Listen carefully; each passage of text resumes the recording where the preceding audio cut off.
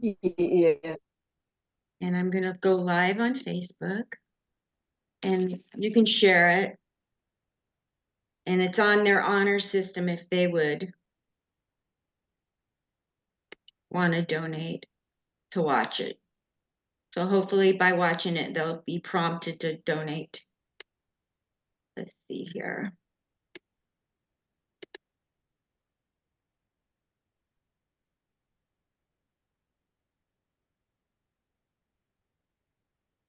Just take a second, you guys.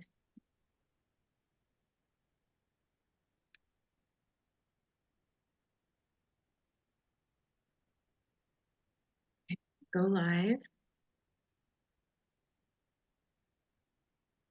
I'm going to mute myself as I think Charlie's making too much noise. So I might just mute myself until I go. That's fine. Everybody, Gotcha. please, if you hear noise, please do that like Ziggy. Okay. Hey, everybody, this is Linda Marcus Smith, and this is the first go-round of an amazing event we're doing. And Janet Stewart, my co-host, will be explaining the organization that we're doing a fundraiser for. This is supposed to be like a 4.5 hour fundraiser, but you know how it is. Anything can happen. So I'm Linda Marcus Smith, and I do these Zoom shows. This is my 52nd military Zoom show. Thank you. But this is the first one that's an actual bona fide fundraiser where every nickel goes to the organization as well. So again, we're going to have Janet Stewart talk about the organization in just a minute. And then I'm going to do a little comedy for you. Are you guys ready for some jokes?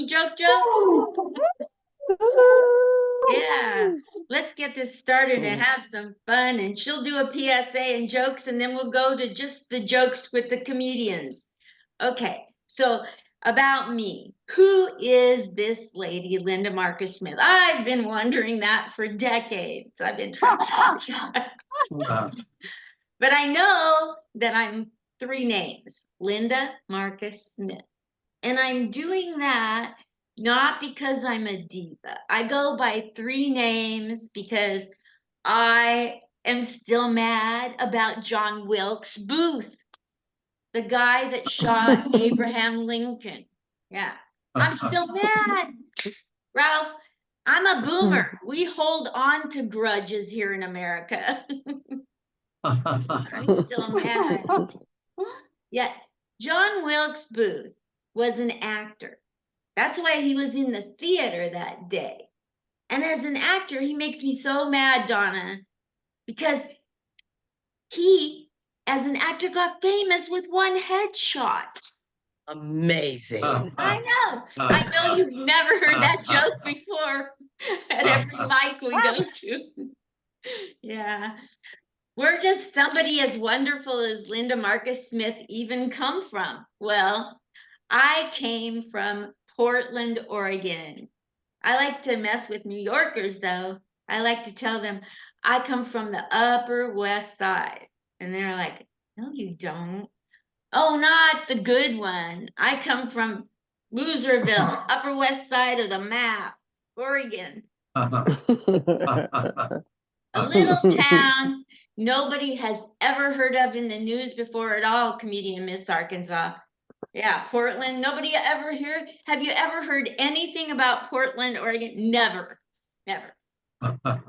My town, that's actually not true. It's always in the news with burning statues, rioting. They're so crazy there. I'm their best export. Do you know how crazy your town has to be for a comedian to be the best export? Yeah, that's what it is. Right. I hide you now. I've done a lot of traveling in my day. I have. I was doing these jokes on Facebook, and Facebook was telling me you got 100,000 likes, 200,000 likes. And I'm like, yeah, right, whatever. All of a sudden, I get a call from New York City and they wanted me to come out and do comedy. So I went there and I took, cool. yeah, I got on Amtrak. And a side note, it's a great place to tell jokes. especially in the differently abled section. They're not kicking you out. They sit there for hours, and they don't even have television down there. So they're not going to throw this mama off the train. They don't even know how to do that. They never saw that movie. So I just told jokes on the train, and it pulled into Grand Central, and I saw it, you guys. I saw it. The Empire State Building. Oh my gosh. And I looked up, and it started singing to me that song. You know the song? Sing it with me. If you can make it here, you'll that Make song. it in, make it anywhere. Yes. And then I heard a Stuck. voice. What? And then I heard a voice out of the building. It said, "Get out of the bike lane, you crazy witch with a B." I was triggered. Welcome to New York. I needed a shrink, Janelle. I needed a shrink. I've been yelled to in public in New York City my first 5 minutes. So I got me a New York style shrink. And everything I told her I had, she was like, "That's no big deal. I got it too. That's no big deal. I got it too." Every symptom I had, she was taking from me. I'm from Portland. People just steal your identity out of your purse. I wasn't used to this. I needed a shrink for the shrink. But I'm from Portland. We're very passive aggressive. She's gonna take my identity, my psychological identity that I worked so hard to develop. I'm taking your husband. Kidding. But I Oh, already wow. that'll learn her. Well, I think that's enough of my my babble about my life, but in closing, I'm now here in Vegas, and I don't know if you guys have heard, but my career is taken off since I got to Vegas. Are you kidding me? It's going through the roof, you guys, at bus stops. I told this lady at the bus stop a joke. I'm hard up for stage time.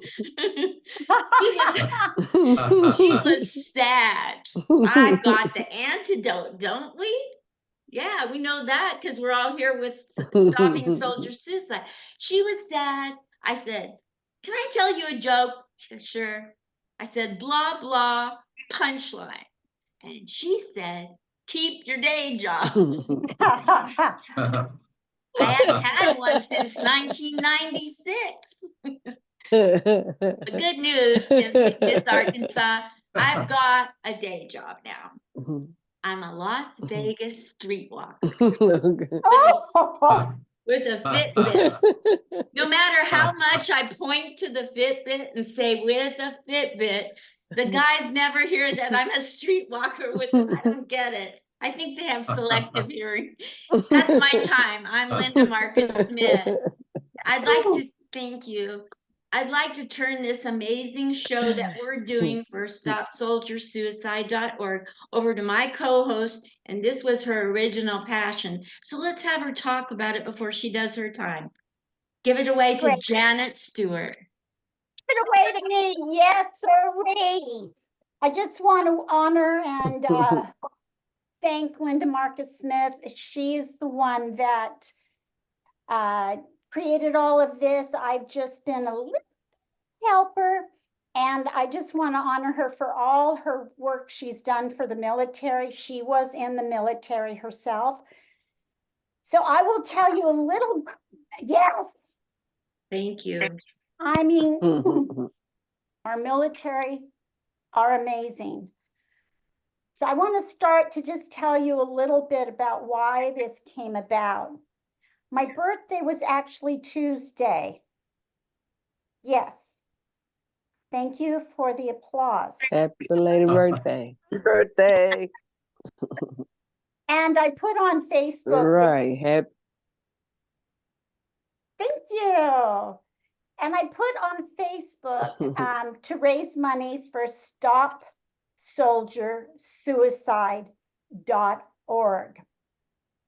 Now, I happen to be, I work for a nonprofit that helps people, families, and they have a special section for military.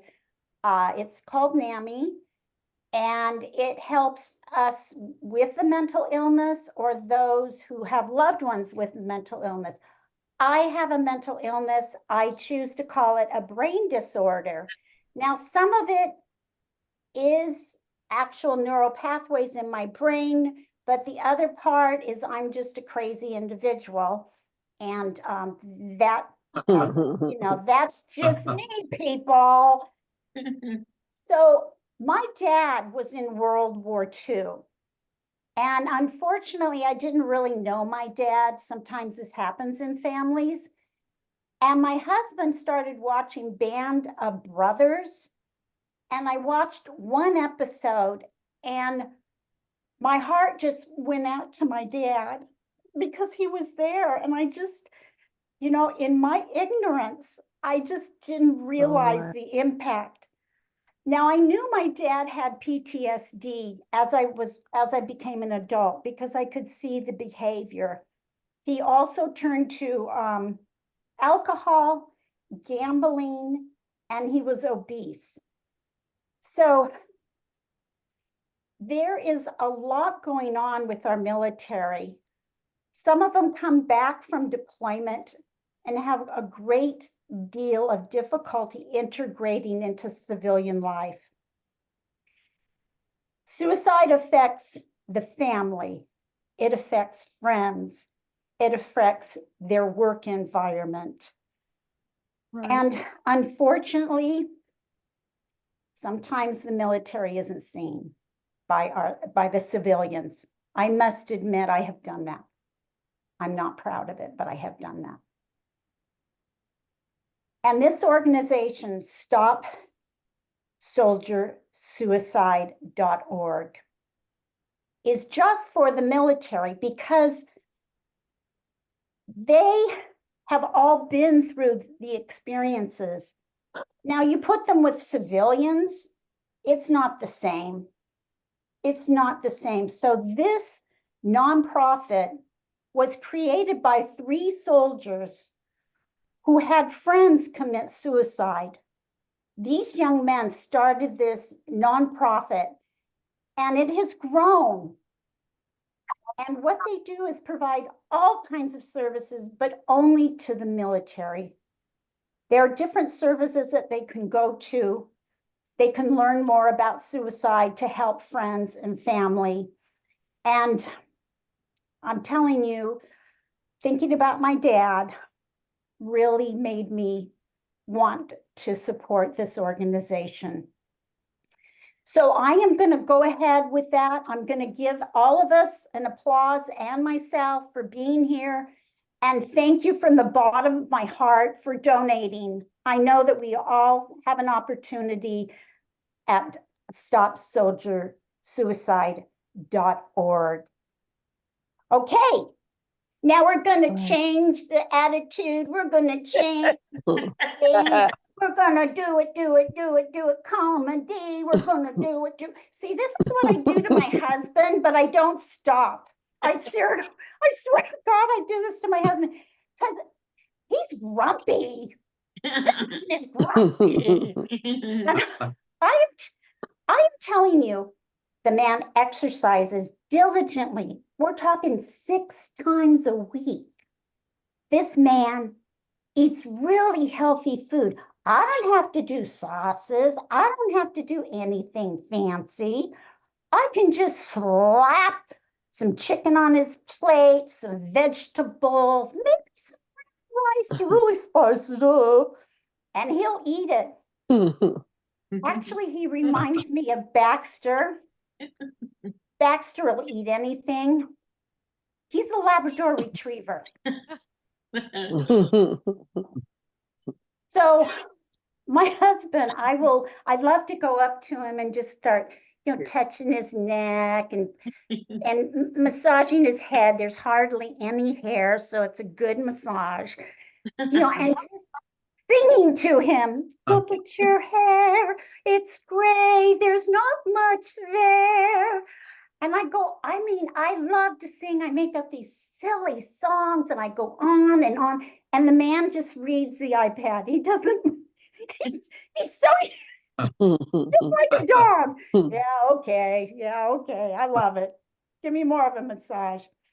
Anyhow, my husband and I, we met over fried chicken. My mother's fried chicken. She makes the best fried chicken in the world. In the world. Wow. But we never really looked at each other because we were both behind a mountain of chicken bones. And Roger loves to remind me of this. You just had your head in the food.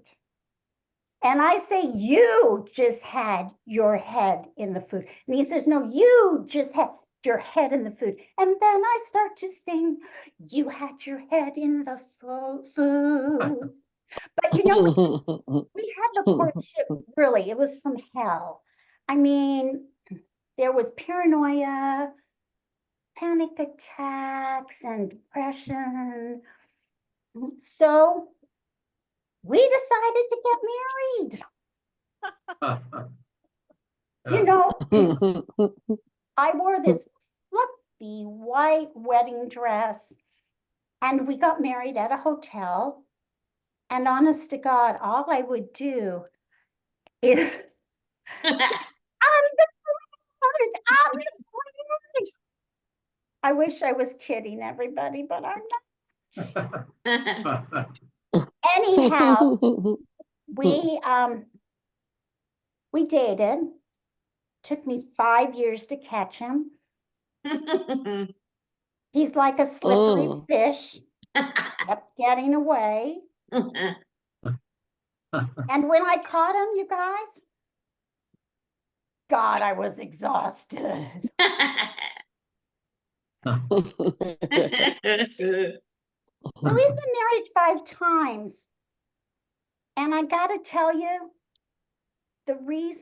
part of the reason I married him is I thought, well, he's got to know what he's doing the 6th time around.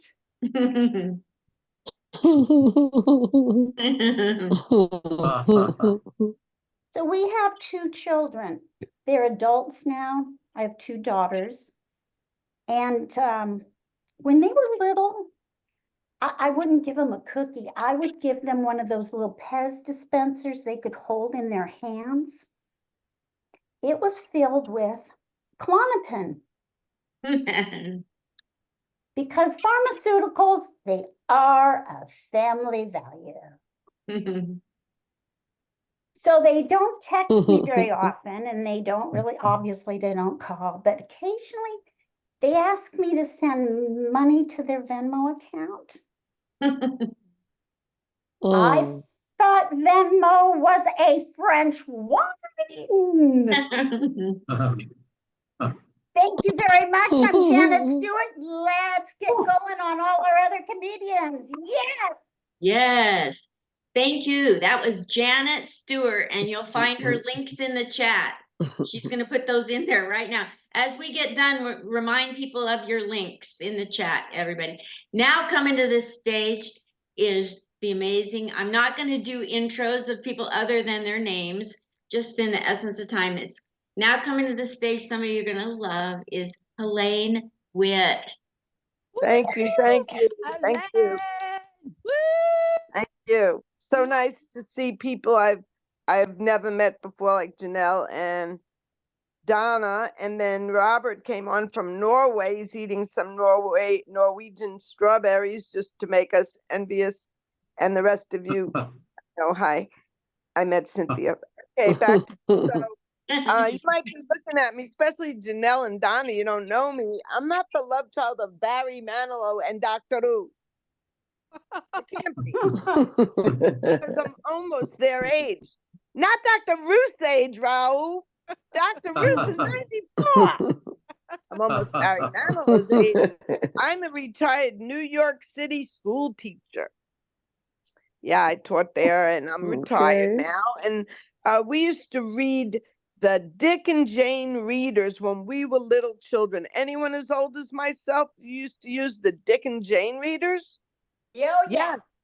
And for those of you who are so youthful, you never used them and you read other books that you could choose. We all read the same book together. Mrs. Esposito would say, you're going to read sentence 1, you're going to read sentence 2. So you woke up out of your chocolate milk coma and you knew which you were going to read. Anyway, back to this. So they'd go like this: run, Spot, run, see Sally, run, run, Pete, flip, run.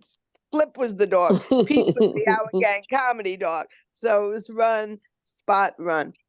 And my principal, when I was teaching, said, Miss Witt, you must get rid of those old 1950s books. These kids live on Baisley Boulevard in the Baisley houses. You gotta give them a book that they could relate to. They can't relate to Dick and Jane and Pete and Spot and the white picket fence and all that.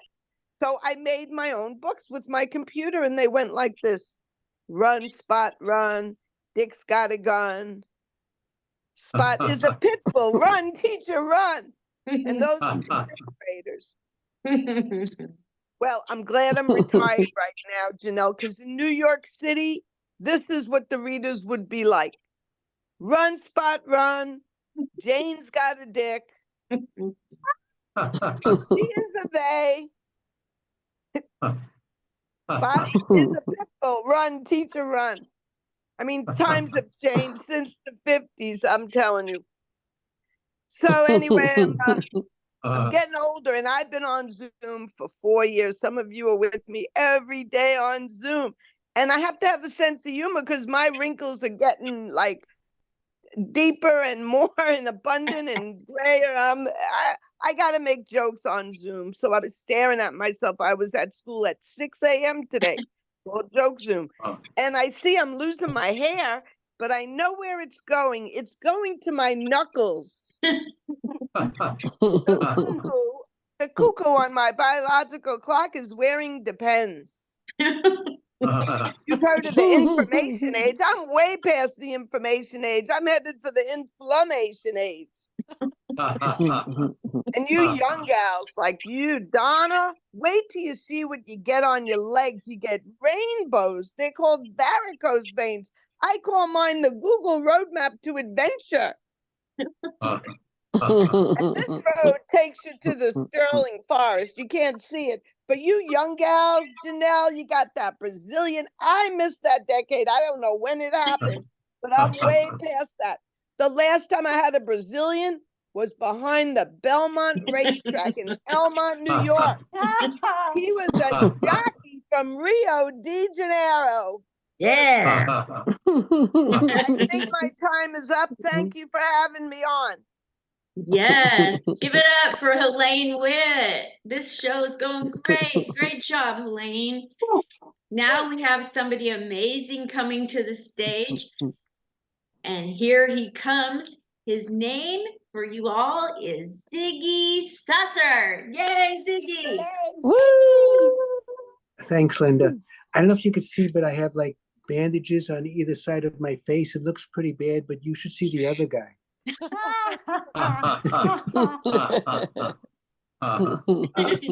Guess you didn't know this was also going to be an AARP meeting? I retired after working 35 years at Social Security, but they think I'm still in the bathroom. I said to my wife, why don't you retire too? We can spend all day watching TV, being on Facebook, looking up what diseases we might have on WebMD. She said, I do that at work. My kids are worried that I'm going to get out of shape, and they said I have to walk at least 10,000 steps a day. But how many times can you go from the couch to the kitchen? 241. By the way, you're going to hear chirping every now and then. It's my bird Charlie. He's here. Hi, He writes, Charlie. right. He writes my punchlines. People tell me I'm wishy-washy. Maybe I am. Maybe I'm not. I'm not sure. I went to a diner. I went to a diner the other day. The menu was bigger than the Bible. So I said to the waiter, "What do you recommend?" He said, "Page 28." I said, "Is that Old Testament or New Testament?" He said, "This is a Greek restaurant. Here it would be the Iliad." So I said, "What's popular?" He said, "My cousin Aphrodite." I said, "What's popular on the menu?" He said, "For you, bagel and lox." I said, "How do you know I'm circumcised?" He said, "My cousin Aphrodite." So I said, "Okay, I'll have a bagel and lox." He said, "Toasted or untoasted?" I said, "Yes." He said, "It comes either with salad or fries." So I said, "I'll have fries." He said, "Cottage fries, waffle fries, sweet potato fries, home fries, barbecue fries, steak fries, cheese fries, poutine." And I think you spit in my face, that anti-Semite. I said, "Just, let me have a salad." He said, "Of course." Cobb salad, Waldorf salad, Caesar salad, chef salad, Mediterranean. I said, "Can I just get the house salad?" He said, "Of course." Italian dressing, French dressing, Russian dressing. No, we don't have Russian anymore now. Ukrainian dressing. I said, "Just let me have potato chips." He said, "Ruffled, rippled, salted, unsalted, veggies, cheddar." I said, "Let me have potato salad," because that takes into account potatoes and salad. He said, "Great choice." German potato salad, American potato salad, creamy, low fat. I said, "Forget it. Just let me have coleslaw. There's only one kind of coleslaw." He said, "We don't carry that." So I said, "Okay, let me have the bagel and lox, nothing on the side." He said, "Of course." He comes back an hour later. He says, "I never asked you what kind of bagel you wanted. You want?" I said, "Don't ask, don't ask. I just want a plain bagel, a plain bagel, cream cheese and lox." He said, "Very good. Unfortunately, we just ran out of lox." I said, "So Oh, why'd you ask me wow. why'd you ask me what kind of bagel I wanted?" He said, "I was curious." So I said, "You know what? I lost my appetite. Just let me have a cup of coffee." "No, don't, because I know what you're going to say. Do you want regular, decaf, espresso, cappuccino, frappuccino, mochaccino, raw sugar, granulated sugar, confectioner's sugar, equal, sequel, trivia, sweet and low, sweeter and lower, whole milk, 1%, 2%, almond milk for 90 cents more, breast milk?" Forget it. I don't want coffee. He said, "I never would have said that." I said, "Just let me have a glass of water." He said, "Tap water, sparkling water, mineral water, holy water, rain, tears." I said, "You know what? Just give me a check for the things I didn't have." He said, "Cash or charge." So I just walked out, and luckily there was a hot dog vendor across the street. So I said, "That diner drove me crazy." He said, "I know exactly what you mean. I get half my customers from there." I said, "Let me have a hot dog." He said, "Of course. Do you want a footlong? Do you want a wiener? Do you want a cocktail fry? Do you want pig's blanket? Do you want bratwurst, knockwurst, kosher, halal?" So I just walked away, and I could hear him say, "Do you want sauerkraut, ketchup, mustard, coleslaw?" How come he had coleslaw? So I'm shaking now. So I call a 24-hour therapy hotline. I hear dial 1 for Freudian, 2 for Jungian, 3 for family therapy, 4 for group therapy, 5 for sex therapy, 6 for animal assisted therapy, 7 for animal assisted sex therapy. So I just hung up, and I keep going, and there's a sign for psychics. So I go in there and I say, "I'm having trouble making a decision. Can you help me?" She said, "Of course. Do you want a palm reading, a tarot card reading, a Ouija board, a seance, a So I just walked out, and on my way out, she cursed me. So I get home, and my wife says, "Did you eat anything?" I said, "No. What's in the fridge?" She said, "Nothing." I said, "Thank God." She said, "Let's go to the diner." So I said, "Should we walk? Should we Uber? Should we rollerblade? Should we hide air balloon?" She said, "Shut up. Let's just go to bed." And I'm wondering, will we snuggle? Will we cuddle? Will we snuggle?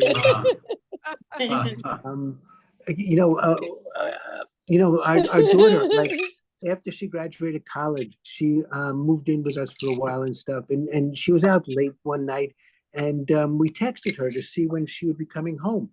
And when she didn't get back to us in an hour, we got mad. And when she didn't get back to us in 2 hours, we got scared. And when she didn't get back to us in 3 hours, we listed her room on Airbnb. I'm Ziggy Sesser. I'm Ziggy Sesser. Have a great rest of the show, and everybody donate to such a worthy cause. Thank you, Linda, Janet, and everybody. Take care. Be well. Great job. Thank you. That's Ziggy Thank you. Stetzer. Ziggy, be sure and put your social, put your things in the chat. That was Thank you. awesome. So next coming to the stage, I'm so glad she's here for all of us and for this great cause. Welcome to the stage, Janelle Vandemortel. Hey, you guys, thank you. Linda and Janet, thank you so much for inviting me. I can't think of a better cause to raise money for. And Janet, like you, my dad was a World War II vet. And at that time, we didn't know what PTSD was. They had no assistance. And so the fact that this charity targets a very specific and much needed area of assistance for our soldiers means a lot to me, because we got to take care of our guys. You know, they are making sacrifices out there for us, protecting us. And so I am thrilled to be here today. So I said my name is Janelle Vandemortel, and thank you, Linda, for pronouncing it correctly, because most of the time people just give up and say, I get it. My name is long. But I got to talk about politics today, guys. I got to talk about politics. I am so tired of hearing, if Trump wins, we have a dictatorship. If Biden wins, we'll all be communists. It's like we stopped teaching civics and we've created cynics. But I want to tell you that we're going to be okay. And the reason that we're going to be okay is because the US Constitution for 247 years has survived so much worse than like Trump and Biden. So, I mean, I think we can all agree that we survived an insane president with crazy hair who invited all of his unqualified friends into the White House. You guys know who I'm talking about. Andrew Jackson. Yeah, he was nuts. Not only was he nuts, he was violent. Like at cabinet meetings, if he didn't like what you were saying, he carried around a cane and he would hit you with a cane. If he wanted the meeting to end, he would hit you with a cane. They even gave the cane an old name, Old Hickory. Yeah, so his cabinet knew to stay 6 feet away from Andrew Jackson because of Old Hickory. And that's actually how social distancing started. Yeah, guys, we are going to be okay. You know, Janet was talking about her husband. I am really thrilled to announce, I guess, that last month, my husband and I celebrated 25 years of marriage. Yeah, baby. And he's super romantic. He got a trip to Paris for 2 weeks. And I had the entire house to myself. It was amazing. It was awesome. But the thing that's kind of irritating me now is that, you know, Putin is in the news a lot. And you guys have all seen that picture of him. He's shirtless and he's riding a horse. My husband has started acting like Putin. Yeah, he's running around the house with his shirt off, trying to invade me. But he's really handy. He recently installed a bidet. I wasn't fully committed, so I got the cheap one. We got the cheap one. And you guys, this is a fire hose with a vendetta. Yeah, a single tank, barnacles off a boat. I think the only thing it won't remove is painful childhood memories. In fact, my friends are so afraid of the bidet that they call it the bidon't. I recently did Ancestry.com, and I was so excited because my mom told me that we're related to British royalty. So I'm thinking all roads are going to lead to Buckingham Palace. Okay. I got the results, and apparently all roads lead to the Appalachian Trail. I come from hillbillies, generations actually. But like royalty, they do have a coat of arms. It's a jug of moonshine and an Appalachian home pregnancy test. And you get those results from Ancestry.com. No, I did that joke just for the groans. It's a Zoom comedy show. Groans. But it kind of explains my family I'm on Zoom dynamic. right now. I'm not on Zoom right now. I have to walk away. Hang on. So Boy, that they need to my mute brother and I themselves. are both artists. I'm a mixed media artist. He's a con artist.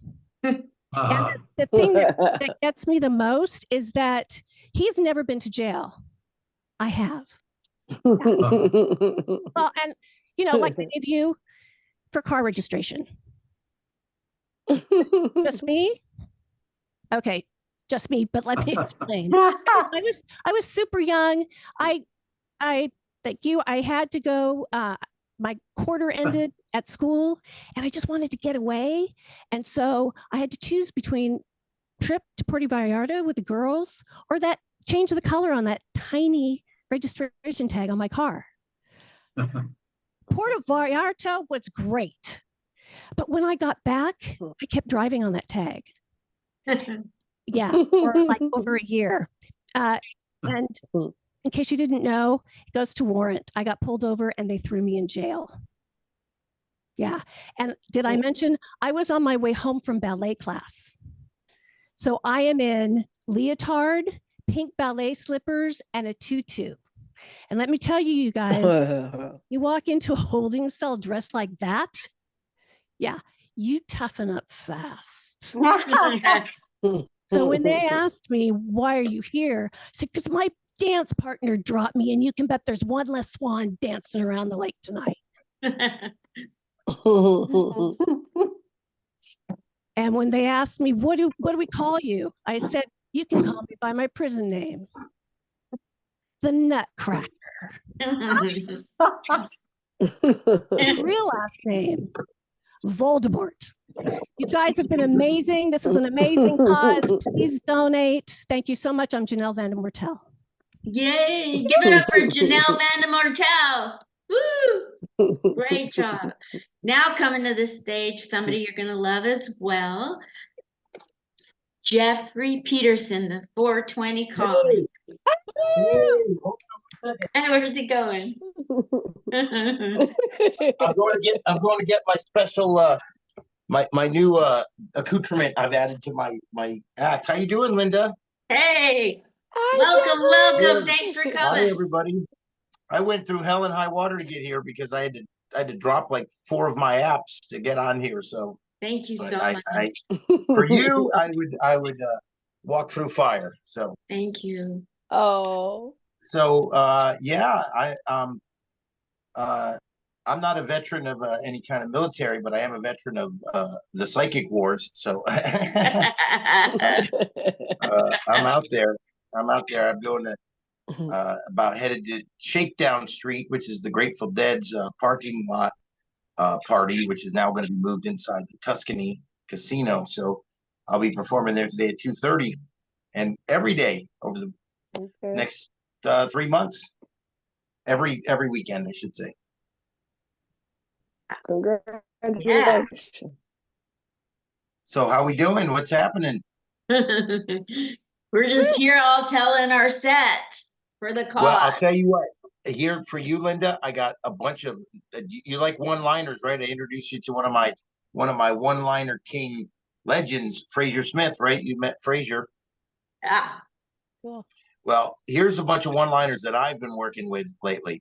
You know, the Las Vegas, great town, got a lot of strip clubs here. And we have also a lot of tattoo parlors. Well, strippers love tattoos and tattoo artists love strippers. We got to put them together. Yeah, that's why I want to have a new place. It's a tattoo place with a stripper pole It's called Tit for Tat. Oh man, we have a lot of great dispensaries here in Las Vegas. We've become the new Amsterdam. Oh, Yeah, we certainly have. In case you couldn't tell or smell, there's a skunk let loose on the strip.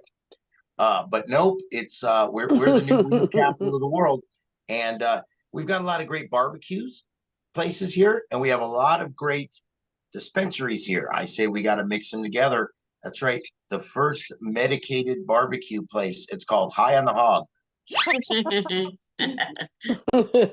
Oh man, let me tell you, I was up in Colorado Springs, Colorado. This is for real. Colorado Springs, Colorado.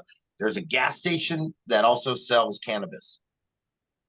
It's called Gas and Grass.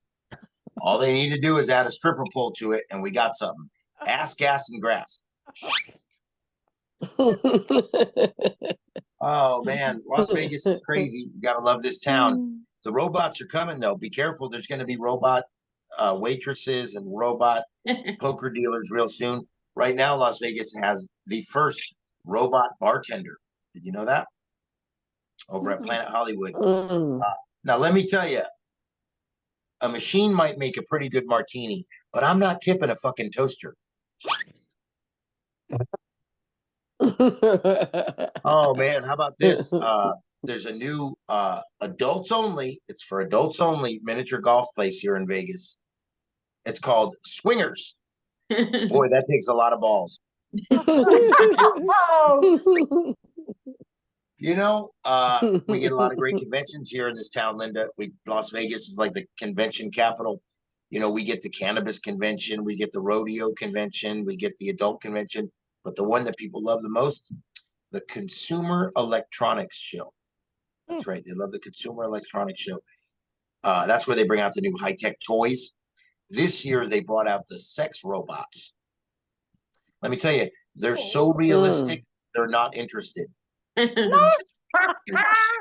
the best written joke I've got. Probably the best joke I've ever written. So, how about this? There's a restaurant out here, a restaurant where you can dine in complete darkness. It's called Blackout. That's right. It's for married couples. What do you think of my new addition, Linda, to my act? Love it. I love it. I'm gonna get these so popular I sell them after my shows. $3. Okay. Come on. So, oh man, you gotta love Las Vegas, cannabis capital of the world. They made over $3 billion in cannabis sales last year, and that was just to me. No. Oh, it gets hot here, right, Linda? Doesn't it get hot here? All the time. 30 more degrees than this. Like biblically hot, right? Let me tell you, it was so hot in Vegas last week, I paid a hooker to blow on me. In fact, that was her name, Breeze. Made the transaction so easy. How about this, Linda? Pickup lines, crazy pickup lines. Never heard a pickup line like this when I lived in Los Angeles. But wow, Las Vegas is so different. Standing at a bus stop, middle of the day, right? All these tourists. This 40-something tweaker lady rolls up with her bicycle, and she looks me right in the eye, and she says, "Well, look at you with all your teeth." Oh yeah. Oh my gosh.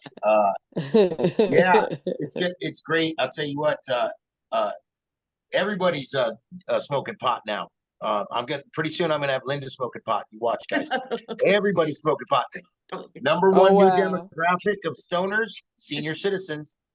That's right. Grandma's rolling a blunt. You might be a stoner and not know. Here's how you find out. If you smoke a joint every morning in the shower, you're probably a stoner. Maybe you took up golf because you heard it's a sport you can play on grass. Maybe you started playing poker because you heard the winning hand gets the pot. If you guys forgot what I just said, probably stoners. Have you ever been stoned in church and you were the pastor? Right here. You ever been high at the office with your boss? You ever scored weed for one or both of your parents? I did a show, Linda, and this kid in the audience said, "I scored weed from my parents." Yeah. Hey, if you have a nickname for your bong, mine's Kermit the Bong because it's green.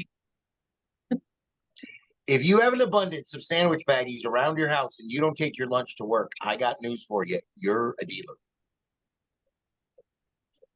Let me tell you, just a couple more things. These kids today got it easy. Oh my God, here in the New Amsterdam, young people. It's like Willy Wonka's chocolate factory out there for them. They can go anytime they want and get pot. They didn't have to deal with what we had to deal with, which were dealers back in the day. Remember that? Oh my God. These kids today don't know what it's like to have to watch your dealer's baby. These kids today don't know what it's like to have to listen to your dealer's demo tape. Boy, these kids today don't know what it's like to have dinner with your dealer and his family. Man, Linda, I'm so glad that the pandemic's over because I remember when comedy was just this, and boy, was it fucking scary. To not do any laughs ever. Like, wow, I might as well be masturbating right now. So I am 56. I just turned 56. That's right. I'm a senior citizen. I am a senior citizen. I'm dating a grandmother, which is great news for me because it makes me a grandmother fucker. These are excellent jokes, folks. I have a residency on Fremont Street at the Nerd. So not to toot my own horn, but these are really great jokes. So hey, I know I'm getting old, Linda, because now I got to wear glasses to look at porn. Okay. Well, this is a vagina. Okay, one more for you guys. Oh yeah, also too, at 56. Now I got to second guess my farts. Hold on. Not letting that one go. I learned a valuable lesson last time. Yeah. So here's the thing. I used to make fun of musicians, or shall I say artists, that were on tour, and they were always sponsored by these corporate sponsors that never made sense. You know what I mean? It never really, I never really got it. It was like, they would always be like Pepsi presents and then some band, right? Well, they never really yoked up until now. The Rolling Stones just came to Las Vegas and they were sponsored by AARP. Can't make that up. So I thought more artists should do that on tour. Get a sponsor that's connected to them. Do you imagine that? The T-Mobile Arena announces its summer concert series. McDonald's presents garbage. Lipton brings you iced tea. Bird's Eye frozen vegetables welcome black-eyed peas with special guest corn. Lenscrafters brings Stevie Wonder. Marlboro welcomes the chain smokers. Bic Lighters brings you Waka Flocka Flame. Travelocity brings you Journey. Clorox welcomes Stained. PetSmart welcomes Snoop Dogg with special guest Pitbull. Hosted by Cat Williams. EPT at Home Pregnancy welcomes No Doubt. TGI Fridays welcomes The Weekend.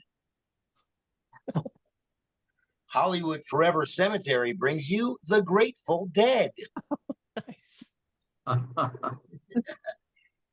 Trojan Condoms welcomes Pearl Jam. And Viagra brings you Limp Bizkit. Okay, that's my time. Give it up for him, the 420 comedian. I love you, Peterson. The 420 Jeffrey. I comic. love you, Jeffrey. Oh, thank you. Thank you. Just did one-liners just for you, You Linda. don't even know who this is. Wonderful friends. Thank you so much. Now coming right, to well- the stage straight said out he of New didn't- York City, you guys, Eddie Brill. Give it up for him as I Oh, Eddie spotlight Brill, him. come on, one of my favorites. Hey, thank you very much, and nice job yourself there. Eddie Brill, dude, you're a legend, buddy. I love you. Love you right back. Hi, everybody. Hey. Hello. I had brought a whole bunch of one-liners that I've been writing, and one of the things that I'll talk about. By the way, hi everyone. Nice to see you, and always great to be here. I was thinking about there's this commercial on television and it's for this glass company that puts the glass on the car. If you're and you know what I'm talking about. What's their name? Anybody out there? They Car darn. shield? No, it's ugh, I can't believe I can't remember the name. What's that? Saint-Gobain. That one, not that one? It's if your front windshield breaks, they fix it for you. Oh, Is it oh, Safe sorry. Light? Thank you. That's- Safe Light. That was what it is. Safe Light, right? Okay, so Safe Light has, is a really it's a product that comes out when you're under duress and there's a lot of should be like a rock and roll kind of a scenario. Unfortunately, the song for it is very wimpy. It's like Safe Light repairs, Safe Light replace. And to me, that doesn't really fit. That's more like the Every Kiss Begins with K singers.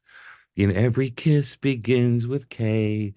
That's the kind of I think what happened is that Steppenwolf was going to do the commercial originally for Safe Light, and they got drunk and they went off the wrong exit and they got lost. And the Every Kiss Begins with K singers were in the studio next door, and they said, "Look, can you do the Safe Light commercial for us?" So instead of getting down, like a rock and roll, like rock goes through your window, your daughter's in the front seat, where do you go? Safe Light, Safe Light.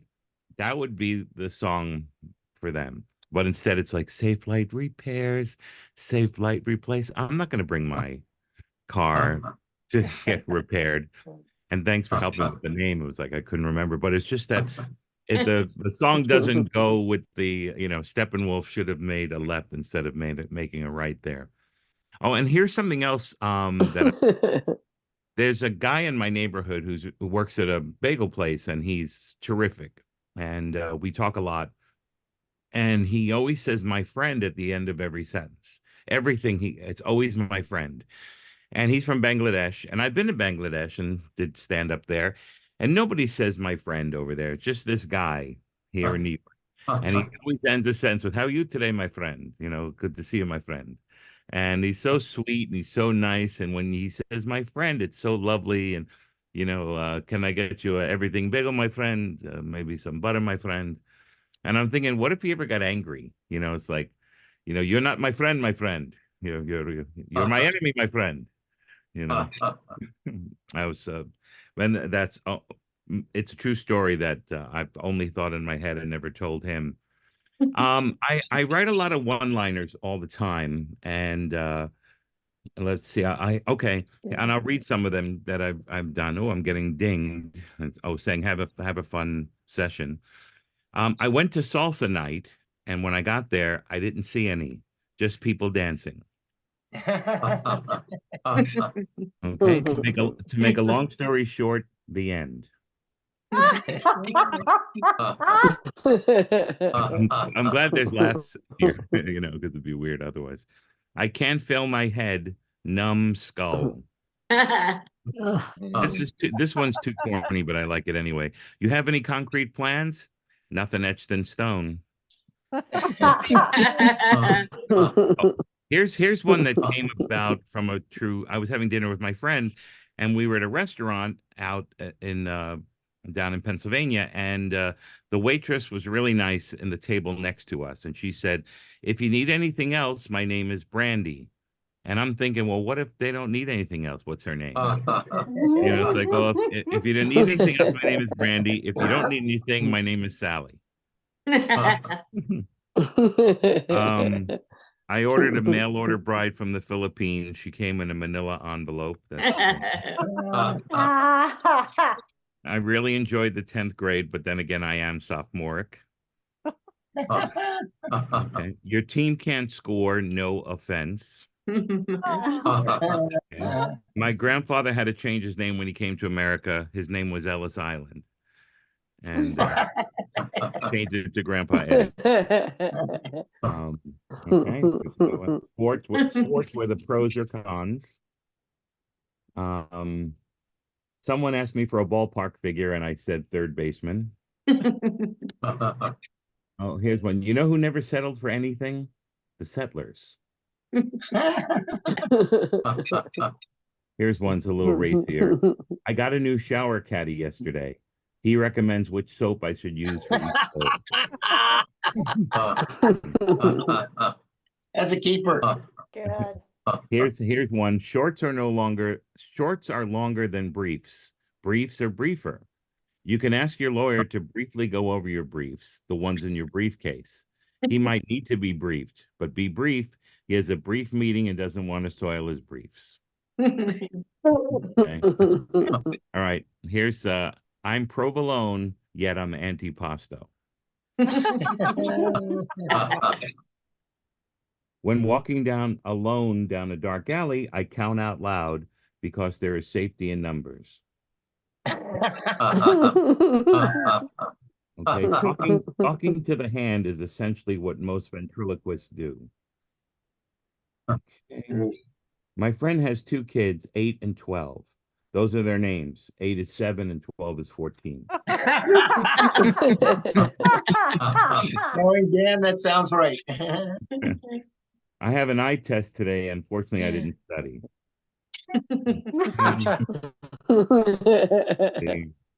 All right. I have so many. Oh, a horse whisperer is a naysayer.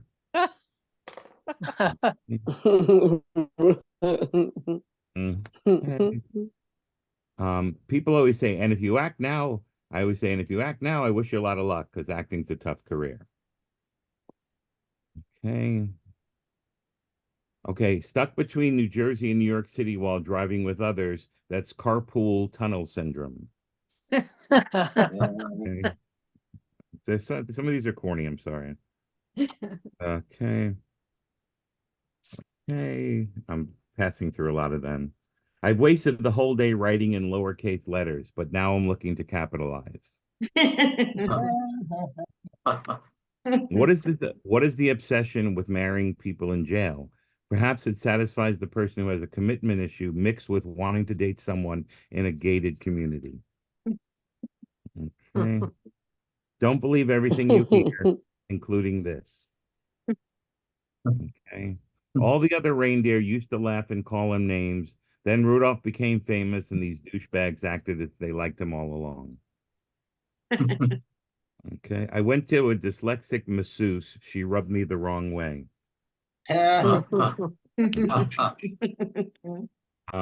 Instead of phoning people directly, many text first to ask if it's okay. I prefer calling people to see if it's okay to text them. This is a very small audience for this one. The singer Leo Sayer, true or falsetto?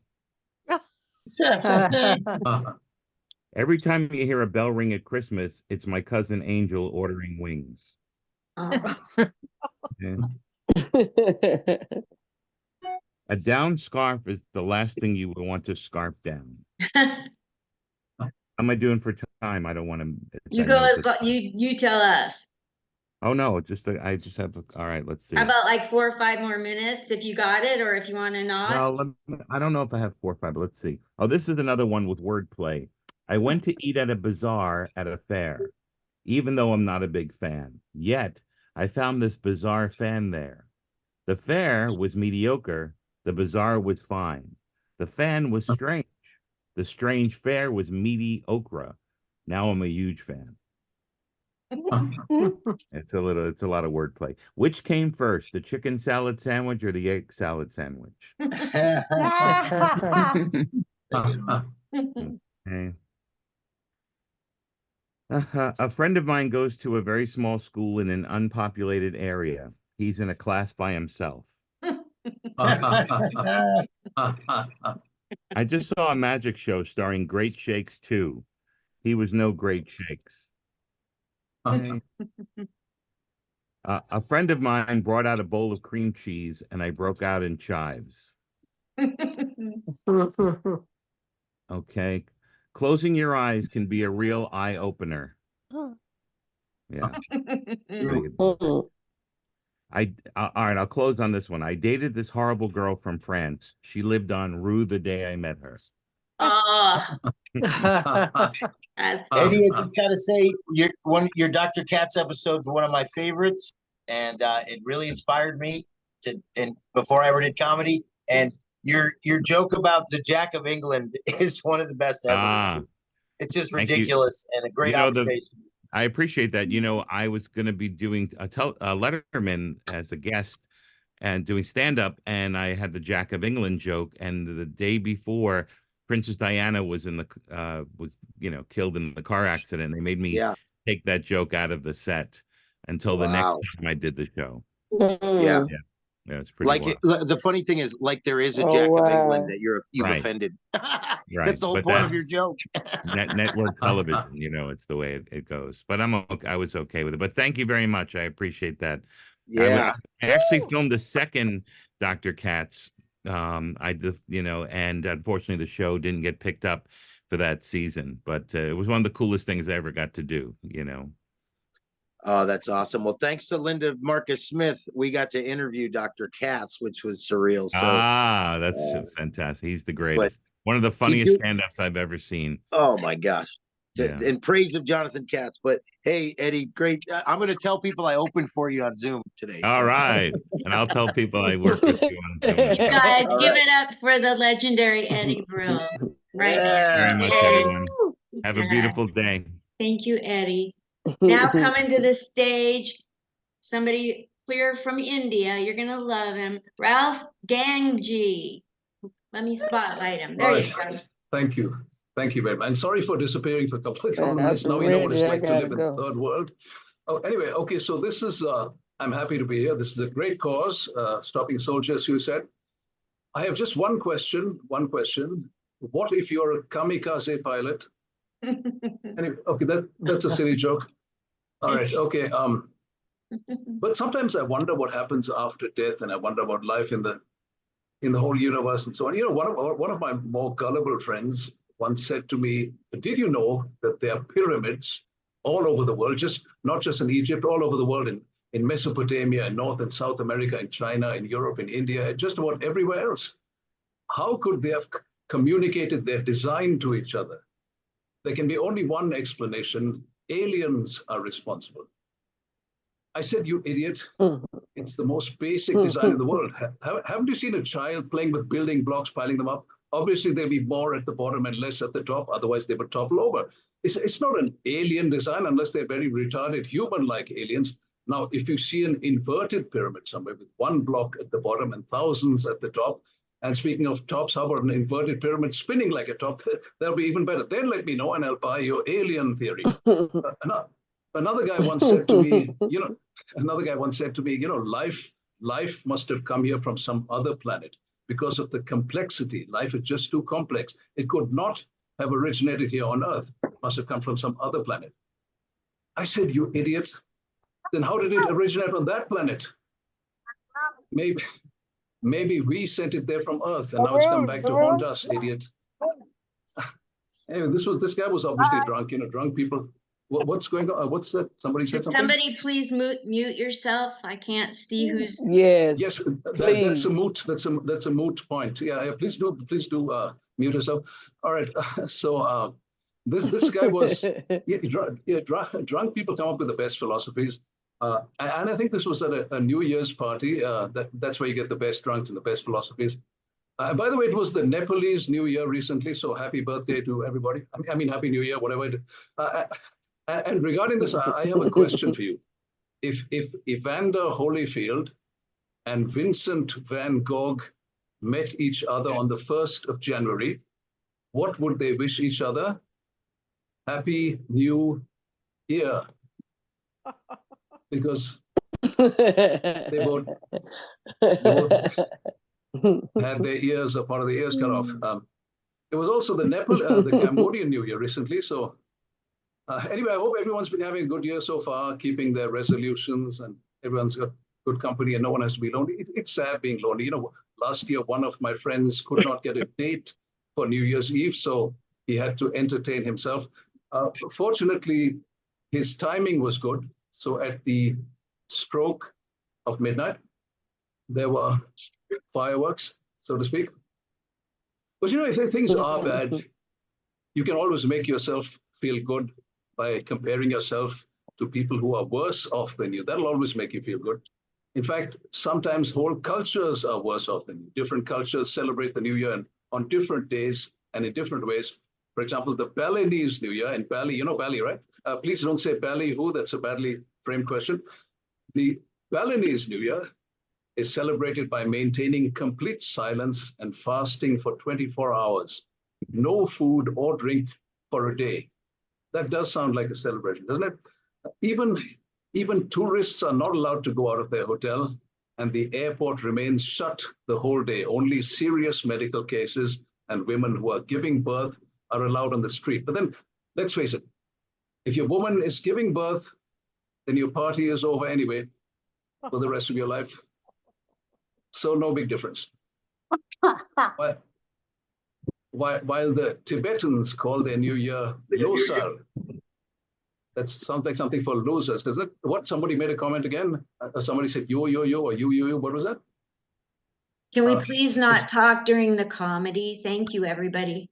Oh, I thought we were saying something weird. Okay. No. Are you telling me not to talk during comedy? No, No. I have to keep talking. All right. No. Nice. Nice try. Anyway, New Year's is it's a time when you get a chance to make a fresh start and improve your life. For example, this year, one of my resolutions was to stop torturing myself, not to torture myself so much at the gym. Truly, I'm not one of those guys who every year irresponsibly resolve to keep going to the gym and then go once and stop.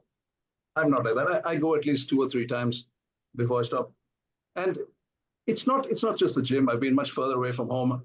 For example, when I was at college in the US, I was far away from my family, but I discovered these magical molecules with hydroxyl functional groups bound to saturated carbon atoms, which were consumed by me till I was saturated myself. And I'm not talking about hard drugs. I'm talking about a very soft, very volatile drug that's completely legal. Driving is legal, right? I was doing nothing illegal. Often I used to combine this legal activity with another legal activity.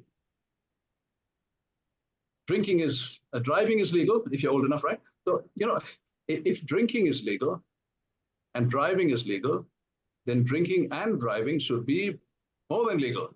It should be a great virtue. It should be canonical, praiseworthy. Everyone knows 2 wrongs don't make a right. And in the same way, 2 rights cannot possibly make a wrong. 2 legal activities cannot possibly make 1 illegal activity. That simply wouldn't make sense. Because if that was the case, then the law would make no sense. The law should be changed. In fact, that's exactly what I argued in court. I said, Your Honor, it's not me, but the law that's wrong. I'm not guilty. The law is guilty. Please change the law for me. Didn't work, of course. But at least the judge gave me some applause for trying, and so should you, I think.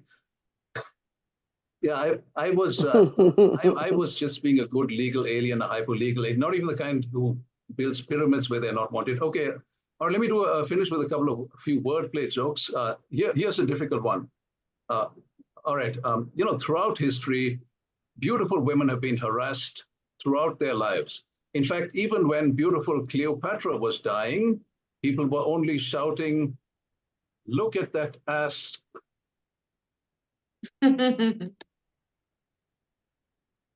All right. Okay, so here's an easy one. My friend went and bought himself an expensive Armani jacket. His parents said, "My God, is that our money?" A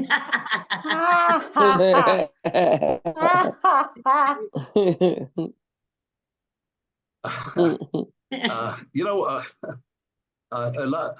Okay. When the here's another slightly more difficult one. A strawberry was trapped in a jam jar. It thought the side of the jar was a glass door and knocked, hoping someone would open, but nobody did.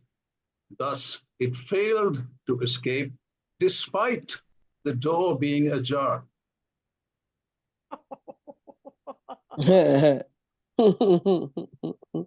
Last Sunday, there was a flock of birds sitting and singing in church. I said, what kind of birds are these?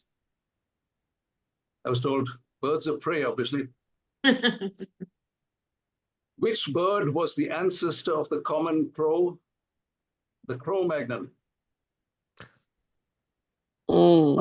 I met Superman recently. He said, I'm Superman. I can leap over tall buildings. I said, why don't you just go around? It takes much less effort. He's a menace on the road as well. You should see him jumping red lights. My uncle seems to want me to be Superman. He keeps bugging me to work out and eat carbs. He gets under my skin. He's a canker. He's a carb uncle. Here's some advice for politicians caught taking money on camera. Next time, take it in camera, not on camera. The bee population is declining. The old ones are dying sooner, while the young ones lack the required experience, as they are newbies. All right, thank you very much. Thanks. Thank you very much. Give it up for Ralph Ganji. Yay. That was awesome.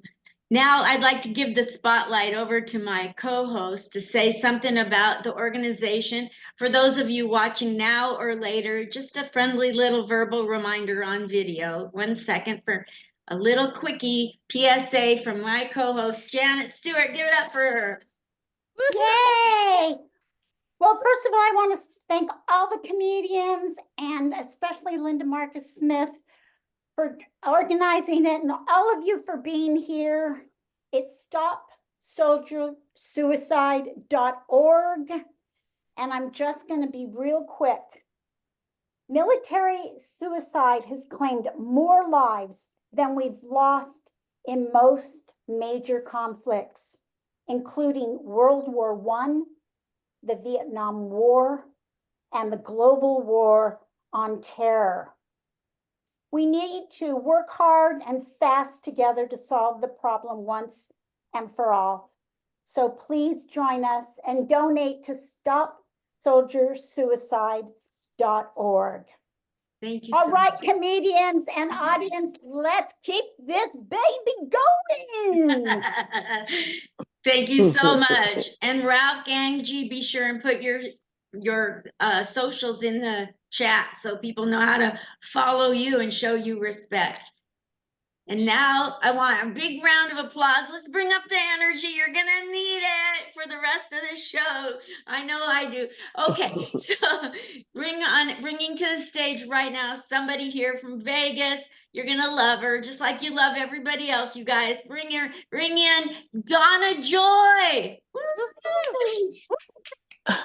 Well, hello, everybody. And Linda, thank you so much for having me on the show, and all the other comedians who are sharing in this very, very worthy cause to stop soldier suicide. Certainly something that really warrants all of our attentions. And, we definitely appreciate everything that the military does. But yeah, I mean, my name is Donna Joy, and I'm one of those retired baby boomers. And I refuse to get old. I just refuse to get old. That's it. I do not get old. That's not part of my vocabulary. I mean, I could still dance the way I did when I was 20. Yeah. Only instead now, and instead of, Saturday Night Fever, I'm just glad I'm staying alive. So it's just, it's sad. It's sad, when you start getting up here. And I'm single. I am single. Yeah. I'm looking to share life's adventures. Only now an adventure could be a walk in the mall, finding your parked car, or walking into a room and wondering how you got there, So I went to this conference on aging. So my whole life hot flashed before my very eyes. It was sad. I mean, instead of TED Talks, they had Med Talks. Right? All our life we hear all these lectures about don't do drugs, they're going to kill you. Now I'm on about 14 medications just to keep me going. It's ridiculous. But they did have a disco room. They had a disco room. It turned out to be a chiropractor giving spinal adjustments. Yeah. And they had a vaccine station. Yeah, vaccine. Now I am fully vaxxed. I wanted the Brazilian, but they gave me Moderna instead. Yeah, then they gave me the flu shot, the shingle shot, the Prevnar, and I don't know, what do they got? 14 boosters now? Yeah, I've taken more shots than a bride to be at a Magic Mike show. I tell you. Because I'm a boomer. I'm a boomer, and as I look around, we got a lot of boomers here. And remember, we've been getting vaccinated since 1955, right? Yeah, we were first in line for polio. We were first in line for COVID. Yeah, we're like the crash test dummies of the medical world. That's what it is. Yeah, now people are all concerned, that the vaccines are going to start causing genetic mutations. It's a little late. It's a little late. Just come on down to Vegas and go down on Fremont Street. You'll see. Yeah, mutation train has left the station. Yeah, the next stop will be Malfunction Junction. That's what we're headed for. You got that going. But dating now at this age is a nightmare, though. It is a nightmare. It's like shopping the Goodwill. You got your overused, slightly damaged rejects, Met this one guy who was like picking up a used appliance. He was a little frayed around the edges, a little spark, so I took him home. Didn't last very long. Turned out he had a short circuit. But that's where we need the rim shots. Yes. And widowers, dating widowers are great. They're really great to date because they're housebroken and really well trained. But then I had this one guy, this nice guy, nice widower, but things got weird when he wanted me to act like his wife, And one night, he was trying to get a little frisky. He sat up like a dog and started to beg. So I rolled over and played dead. But boom. And then he wanted more. Yeah, so I slept with his brother too. Yeah. Oh. But I've never dated a married man. No, never dated a married man that I know of. But there was this one guy. He set up more red flags than the Chinese Olympics. Yeah. Our dates were always out of town. Reservations were always under another name. And he had me listed in his phone under Pizza Hut. That didn't last very long when I found out he couldn't deliver. But boom. Okay, enough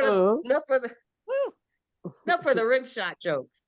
My friends then started telling me, Donna, you got to go online. You got to try this online dating. Online dating? Are you kidding me? Come on. You got to fill out forms. You got to put up photos. You got to have these interview coffee dates just to see if you even like each other, to have another cup. Okay, I don't have time for this. Okay, you've had a life. I've had a life. Okay, fine. We both had lives. Let's get on with it. Okay. No, I don't do online dating.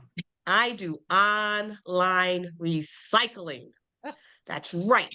I go straight to the obituaries. Yeah, straight to the obituaries, and I want to see if there's anybody left that I know of that's back on the market. It's like you look and you go, oh, gee, look, Harry's wife died. She was a real bitch. I don't know. But I remember Harry in the summer of '69. Yeah, so I think I'm going to give him a call. Yeah. Then I got a call from an old flame of mine. Yeah. It was one of those May-December romances, where I was 35 and he was 55. Woohoo, yeah. Yeah, so only now I'm and he's 90. He's 90. So I told him if he wanted sex, it was going to cost him. It was going to cost him $500. And he said, you're putting me on. I said, that'll be $50 extra. Yeah, but you know what? He came over, spent the night. And ladies, I got to tell you, that extra money really came in handy. Yeah. Yeah, I had to put him on 5 times. Not because of stamina. It's because he kept falling off. Each time it was $50, $50, $50. I had more of a bonus round. Yeah, I was the luckiest slot in town that night, that's for sure. Unbelievable. But as most of you know, I think it's a really great time to be a cougar. Yes, it's a great time to be a cougar because we have no birth control issues. That's right. No birth control issues. Not even the Supreme Court cares what I do with my body. That's right, you know. And if there's any mothers out there, I don't want you to worry if I'm dating your son. He won't be out late. I'll have him in bed by 9:30. So I went on to this site called cougarlicious.com, which by the way happens to be my website address, cougarlicious.com. So if you want to check out what's going on there, cougar-licious. And I met my dream date, Stud Muffin 250. Stud Muffin. Yeah. He's like sex and a snack rolled all into one. And I had to go through 249 stud muffins before him, which is why I am no longer gluten-free. Wow. That's right. Now we have the cute little nicknames for each other. I call him Studley, and he calls me Nightly. So how am I doing on time here? Yeah, you need to wrap it up. Yeah, okay. So I will wrap it up with this. My website is cougarlicious.com, cougar-licious.com. And actually, I'm rebranding the term of cougarlicious because we know cougars are women that like to date younger men. But cougarlicious is a description of a woman who stands in her own power, celebrates the divine diva, and enjoys a little eye candy. And that's what we're all about. So come on board, and I hope to see you there. And good luck with this wonderful fundraiser. And thank you for letting me be part of it. Yay, Donna Joy. Thank you. Give it up for her. I want to hear a lot of clapping. I'm not hearing it. Hey, guys. Now, as soon as I find her, she was right there and it moved. Here she is. Now coming to the stage to tickle your fancy, you funny bone, comedian Miss Arkansas. Let me highlight her. There we go. Hi. Can you hear me? Yes. Can you hear me? Yes. Yes. Yes. Let me put my ear. Hold up 1 second. Is this a Verizon commercial? Hold up. Let me get some ears. Can you hear me now? No, we cannot. Yes, we can. Okay. Okay, let's get it started. First of all, I am Miss Arkansas with BNN Black Network News. I'm getting ready to give y'all some news. I went to the doctor the other day and they told me I had arthritis in my right knee. I told them, no, y'all read that wrong. God said I need a man named Arthur to rise my knee. I don't know if it's going to be his first name, last name, or nickname. So if your name Arthur or you got Arthur anywhere in your name, please come help me rise my knee. And listen what else I got going on. I turned 50 like 5 years ago, and I was so excited, y'all, because they said you get a discount. Everywhere you get a discount. So when I turned 50, they said, you got to be 55. Now to turn 55, they trying to tell me I got to be 60. I told them I don't even want no discount. My friend called me the other day, said, girl, you can get your discount now. I said, what discount you talking about? She said, AARP. I said, honey, I don't want no AARP. I want IHOP. I want IHOP. I don't want no. And I know it's some pet lovers out there. Let me tell y'all something about my cat. I went and got a rental car, and they told me I couldn't have no animals in the car. I said, well, sir, I'm going to have to let this car go because I have to take this cat with me everywhere I go. He say, "Do you have the cat with you now?" I said, "Then I say I take it with me everywhere I go." I said, "This the only cat don't need a litter box. It don't eat fish or smell like fish. I can sit on it. It won't scratch me or bite me." so, so he gave me the rental car. And then I was out walking the other day, y'all. This lady was going the same way. She said, "Ma'am, did you see that black cat?" I said, "What about it?" She said, "If you go that way, it's going to bring you bad luck." I looked at her and pointed at my private part. I told her, "Honey, I done had this black cat 55 years. It ain't never brought me no bad luck. In my younger days, it brought me some crabs." But I guess that's bad luck too.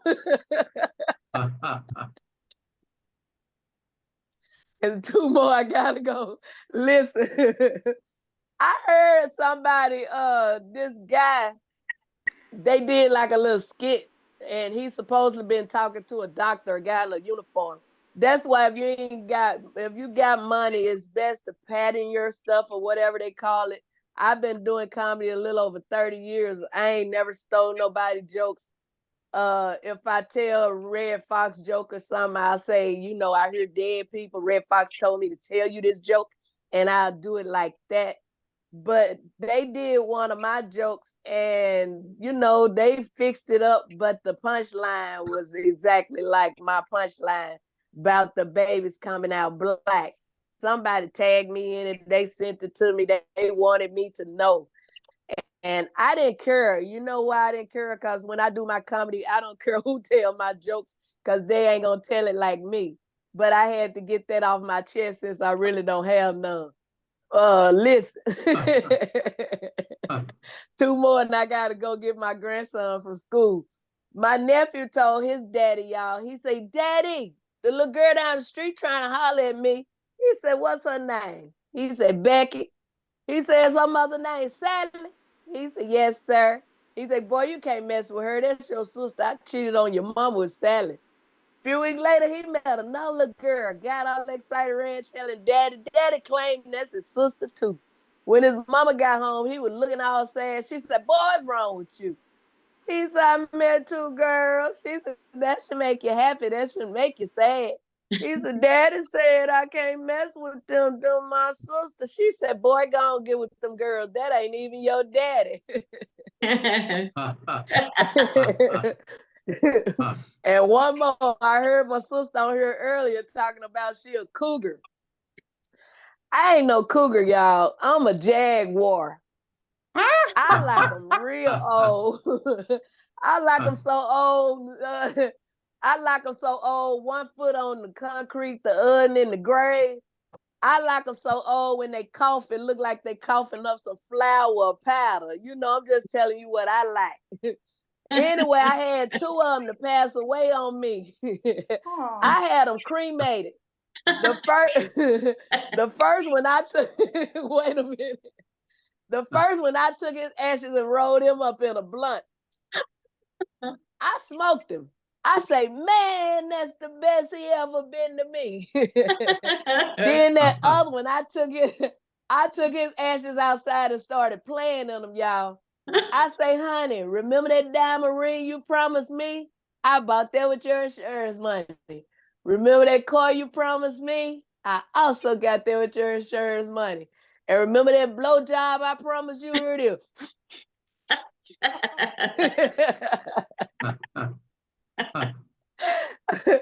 Thank y'all so much for having me to be a part of this amazing event. I pray that God bless y'all with more than enough to donate to this great cause. And I'm here anytime you girls need me. And if you're not already following me on Instagram, please do so at Miss Arkansas Comedy. And let me know you saw me on here, and I gladly follow you back. God bless y'all. God keep y'all. And once again, I'm your girl, comedian Miss Arkansas. Absolutely. Yay, give it up for comedian Miss Arkansas. Fabulous. Now here we have another fabulous comedian coming to the stage. You're going to love him too. You're going to love him too. give it up right now for Tom Padovano. Thank you, Linda. Thank you, Linda. Yes, my name is Tom Padovano, half robot, half Italian. So I'm AI and yo. Yeah. Said to my girlfriend, "Have you cheated on me?" She said, "You're the fifth guy to ask me that today." Now, she got mad at me because I'm cheap. On her birthday, I took her to dinner at Wendy's. So she got so upset. She screams, "You'll pay for this." I go, "Nope, I got coupons." Anyhow, I'm looking to meet somebody new. I was talking to this woman. She said she wants to date 10 men at the same time. I said, I'm not into that. I'm monotonous. It's not easy, but I am getting lonely. My favorite card game, Texas Hold Myself. I mean, it's terrible. I go to Kentucky Fried Chicken just to hear them say breast or thighs.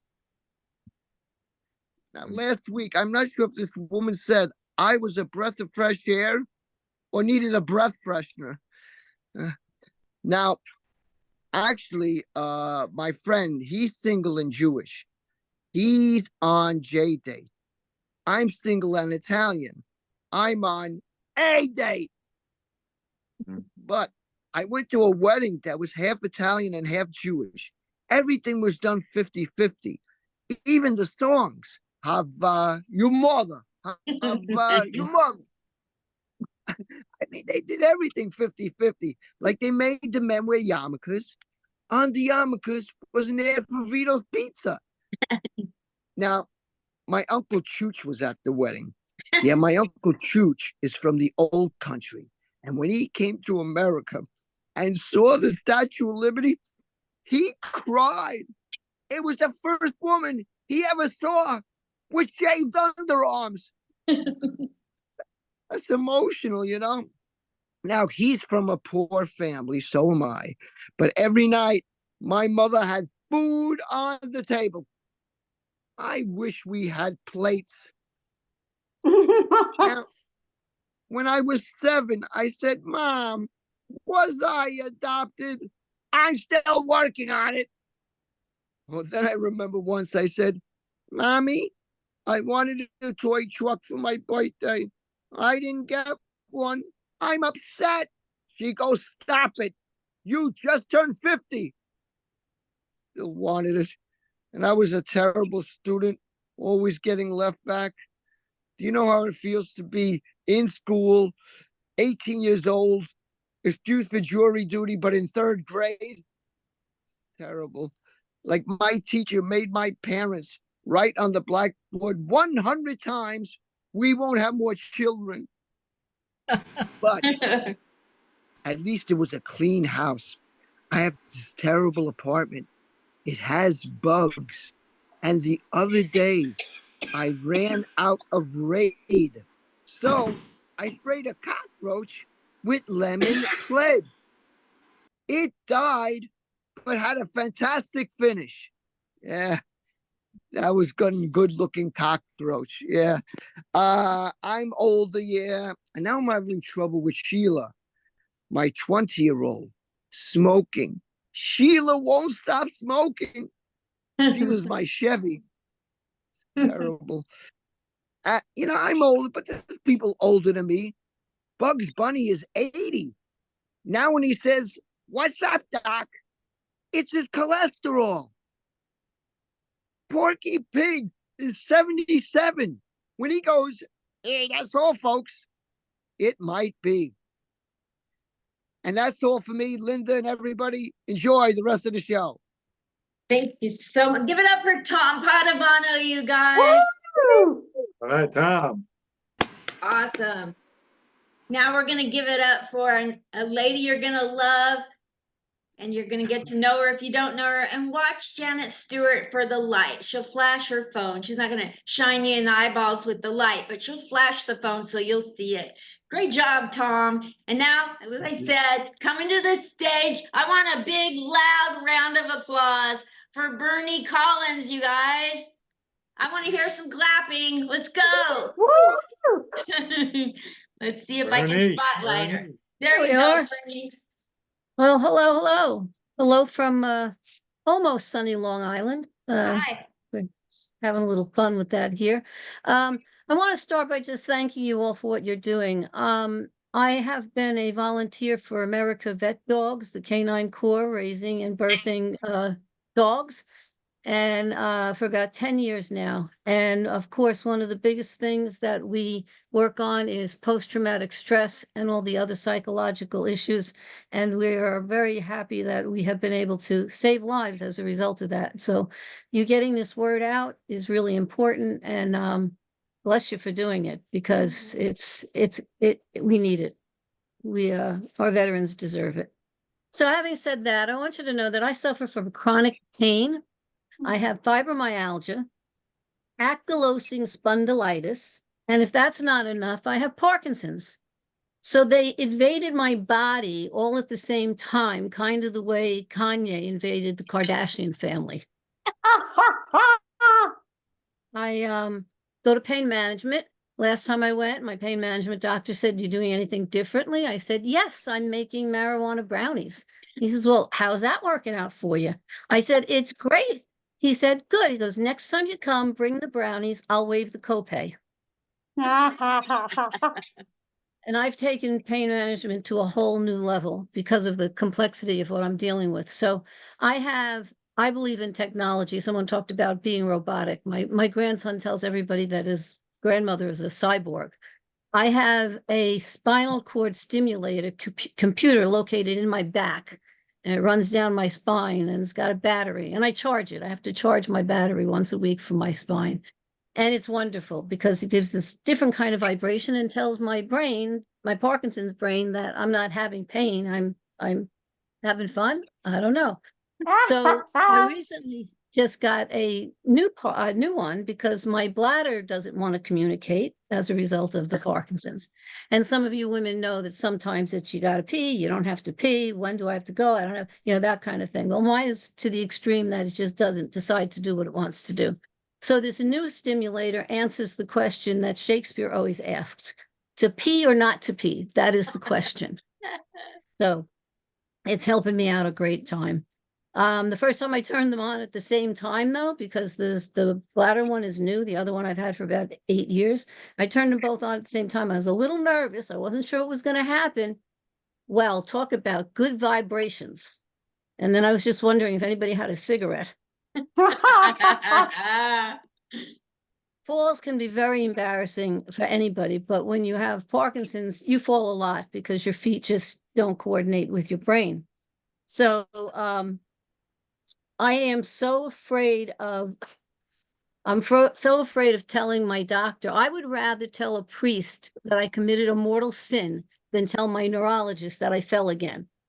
Okay, the last time I probably shouldn't have been on the pogo stick, but it counted. Now I fall so much that I have a reward card and 5 more punches and I get a free ambulance ride to our local hospital because I spend a lot of time there. They're good people most of the time. And so we keep track of how many punches that we're going to have, that I have. So with Parkinson's, you have to learn how to accept and adapt. So I can't be a juggler. Let's be honest about it. We know I will never, ever be a surgeon, but I have to tell you, I make one hell of a martini. Yeah. I tried to learn American Sign Language, went to class. I failed the class because apparently I stutter too much. Crowds frighten me. I suffer from cane rage. I was in the supermarket the other day, and a woman I use a cane for balance, and a woman knocked me right down on the floor, down again. I was so angry. I got up and I stepped on her oxygen tube. The good thing that came out of it, though, was I got one more punch on my card. 2 more. My free ride's going to be here. My grandson, I have an amazing grandson, and he's a catcher no. Before we get to my grandson, I have to tell you about what it's like to go to Penn Station from Long Island if you have a disability. So I take the train into Penn Station and I get there and I have to go, of course, to the bathroom. So I got it. So I run to the bathroom or go as quick as I can. I fling open the door, and what's inside a homeless guy is living there. I was trying to figure out when MTA became an Airbnb. And enough about my falling. I am a widow, and I belong to a support group. And one of the things that we talked about all the time was all the things our husbands left around the house that we didn't know about that hid. Ellen found 2 guns. Jerry found 3 pounds of marijuana. I went in the basement and I found a huge, huge box of sex toys. Now I remember where I left them. I just started becoming more social, went to Atlantic City a couple of months ago for the first time through the plate craps. The pit boss was so impressed. He said, "Hey, lady, that was a great toss." I said, "Thank you." I was so proud of myself. He says, "But maybe next time you can get it on your table." I belong to a social group just for people with Parkinson's. We're called the Movers and the Shakers. And we have a dart team. We have a 10-person dart team. Well, it's down to 9 after last week's tournament, but that's the way it goes, you know. And I also, like some of the other ladies, I'm lonely. I was married 44 years before my husband was killed not too long ago. So my friends are encouraging me to do stuff. So I went online, which I forgot her name already, but in front of me, this online stuff is scary at the best. And I met a guy and he has extreme tremor disorder. And I'm just afraid that it's an essential disorder. And I'm just afraid if we get too intimate at some point, we're going to fall out of bed and someone's going to break a hip. I already did that, but maybe, you know, so got to watch that. The stupidest thing, I'm going to finish with this, the stupidest question I'm asked all the time is, "You must know Michael J. Fox." And I go, "Well, of course I know Michael. He's the newest member of our dart team." Please consider, if you're out there watching this, please consider this amazing, amazing opportunity to donate and to give back to the men and women that keep us free in this country. Great work, ladies. Thank you for inviting me to be part of it. Be well. Thank you so very much. Bernie Collins, everybody. Absolutely fantastic. Be sure and put your socials in the chat because this will go out to military places. Thank you. Give it up for her again. Bernie Collins. I have to hear the clapping. What is going on with the silent? Might as well just go like this. Anyway, now coming to the stage, somebody else you're going to love, the amazing, amazing Carol Johnson. Give it up for her, you Hello. guys. Hi, can you hear me okay? Yes. Okay, I'm driving, so I might come in and out. At least I'm not on the freeway. I heard somebody talk about discounts. My favorite is Ross. That was the best part of turning 55, was getting that 10% discount every Tuesday. And I don't do dating apps, but I've decided to join TaskRabbit because I will just hire men to come over and I can watch them clean. That's better than porn for me, at least, believe me. And then another comedian talked about being a cougar. It's like, I'm sorry, I have no desire in being a cougar. I know what young men want. Their hormones are raging out of control, and they only have their minds on one thing: video games. I'm not going to compete with video games. I have decided I am a recovering mom, and yes, at my age, because I almost forgot to have kids. By the time I remembered to have kids, I had to take so many fertility drugs that I should have become pregnant just by passing strange men on the street. And it's not really my fault. My two best friends never had kids. They both waited, married men who had adult children. They got to go straight to grandma. No stretch marks, no morning sickness, and I don't think anybody ever peed in their bed. Sounds like heaven. Sounds like heaven. But I did just realize the bad part about having children. Having children's like having a bad boyfriend because they never call. They never return calls. And once they're gone, once they're out of your house, you never hear from them again. But I do love my kids. I really do. I should have said that first. I love my kids. But you know, when you become mom and dad, you hear your name screamed everywhere. It's kind of like being a celebrity with all of the anxiety, like people following you around and pulling on you and none of the perks. I mean, I never got a red carpet.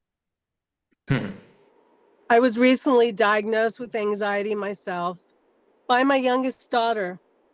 She said, yeah, it's true. She said, you have BPD, borderline personality disorder. I just call it parenting. But I do realize that I do suffer from PTSD from her and her BS.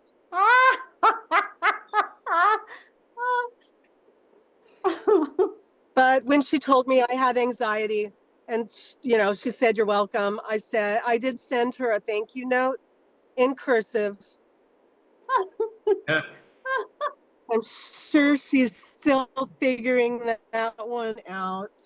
It's the way we are going to take over the world. Nobody can read cursive anymore. It's going to be great.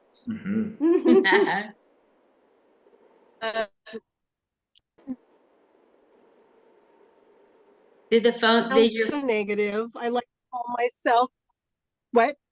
Oh, it froze for a second. Yeah, that's because I'm trying to find a parking space now. Can you hear me again? Yes. Yes. Okay. I'm not married anymore, but divorce sounds so negative. I like to call myself free range or cage free or my new favorite, released early for good behavior. But you know, honestly, being released at this point in my life is tough because women my age, we're invisible. It's like the boy who could see dead people. The only living things that can see me are men over 80 and cats. And that's fine. I have, like I said before, I have no desire to become a cougar. I did, you know, my marriage broke up, of course, and I found out why. I joined Ancestry.com, and I found out that I come from a long line of smart women who have really terrible taste in men. It's true. My great grandmother, 12 generations ago, had an affair with Henry VIII. Oh. I'm just lucky that she was the smart, slutty one who didn't lose her head. Last time I saw my ex, I told him our vows were supposed to be until death do us part. And he didn't look dead. Yet. Oh, I really missed him by about an inch, but I'm practicing. And let's see, I think I'll leave you there because it's hard finding a parking space and doing comedy, because I'll leave you with this. I did figure out with menopausal brain, I cannot only concentrate pretty much on one thing at a time. It's either doing comedy and like today, trying to find a parking space. But I did a show in Las Vegas with Keenan. It was in the afternoon. It was a clean comedy show. And my body was off because usually I don't do comedy first thing in the morning. I didn't have time to eat, drank coffee late. ended up in the middle of stage. And I know this sounds terrible. I hope nobody's eating, but I almost shit my pants. And trying to stop that body function, I had such a brain fart that I was sent to another realm. So that's how I know I can only do one thing at one time. So have a great rest of the show. Donate. It's a wonderful cause. My father was World War II. My stepfather was World War I. So gotta take care of people. Thank you Yeah. so much for having me. Thank you so much for coming on, Janet and I. It's our pleasure to do this. All the money goes to Stop Bye, Soldier everybody. Suicide. Bye, Carol. Wasn't she great? Give it up for her just to keep the energy going. Woo! And now coming to the stage, you're gonna love her. I love her. You'll love her. You know the drill. I'm trying to keep all these the same, you guys. Now coming to the stage, somebody you're gonna love. Somebody who cares about the cause here for Stop Soldier Suicide. Haley Brooks. There you go, Haley. Hey, Haley. Thanks so much for having me, Linda. I appreciate it. Looks like I'm like the token can still have a menstrual cycle on this chat. So thank you guys so much. Yeah, I really am excited to be here. I'm Haley Brooks. I've been doing stand-up comedy for about 1.5 years now. Just crazy. I've been doing stand-up for 1.5 years because I've been doing stand-up comedians for much longer. Really crushing it. And I'm sure you guys know this, fellow comedians. There's actually a rule in stand-up comedy. You have to make the comics, when they take the stage, they have to make that first laugh come in 15 seconds. That's why these guys are so good at it. It's actually fine for me though. I'm used to working in male-dominated fields before comedy. I used to be a sports reporter, which is pretty cool stuff. You know, highlight of my life. I used to be a sports reporter. A low light of my life. I used to be a sports reporter. Made some really great life choices along the way. I am a 31-year-old single mom. There's those life choices that I took along the way. But being a single mom, I live in Vegas, and being a single mom in Vegas, I've got a lot of jobs, guys. Hand jobs, blow jobs, boob jobs. I have all the Vegas single mom jobs. But I did have a fun job for a while. I was a party host on the Strip. So I'd go and take drunk people in and out of nightclubs with party bus rides in between. It was a lot of fun. It also was a lot like taking my kids to daycare drop off. A lot of crying. There's slurred speech, and somebody's always taking their pants off. Usually me. But no, I was a party host for a while. It was a really interesting job, you know, because I got drunk for a living. I was really good at it. I met people all over the world. I got pregnant by the bus driver twice. Because the girl got 2 babies, 1 baby daddy, because she's classy. It was crazy though. That bus pulled out, but he did not. No. Well, I mean, I am a single mom, so he did eventually pull out. It just took more than 15 seconds. But like I said, oh God, Memorial Day just passed. This is for, you know, to stop soldier suicide prevention, all about that cause. I think that's so great. And Memorial Day just passed this past week, and I did a little research, found out that the first Memorial Day celebration was actually held by slaves. Fun fact, after the Civil War, the first Memorial Day celebration was held by slaves, and you know that that cookout was the most lit cookout in history. I kind of wish I was there. But no, I live in Vegas. I think a lot of us on here live in Vegas, or as I like to call it, the city full of every other city's rejects. Prime example of the city full of rejects, the Las Vegas Raiders. Yeah. Those guys, man, the Raiders, they were kicked out of LA. They were booted out of Oakland. Vegas. We welcome you with open arms. We said, come on in. Make yourselves at home right next to the crack whores and Carrot Top. We even built them a $1.9 billion stadium. Have you guys seen it? It's that big old shiny Roomba thing right off the Strip. So crazy to me because normally Roombas clean up trash. Come on, friends. Seems to have brought it with it. I feel like I could say that because I'm a little bit of a trash fan too. I'm not originally from Vegas. I actually grew up on the East Coast. I'm from Philly originally. Yeah, so I know I make a lot more sense now because I understand people can kind of meet me for the first time and I can give off a little bit of Malibu Barbie. But it opens my mouth and it very quickly goes from Malibu Barbie to Atlantic City Trolls doll. More my speed. But important distinction though, I'm not from the city of Philadelphia. Okay, I grew up in the suburbs. So I did Xanax and Percocets, not crack cocaine. Difference. There's a difference.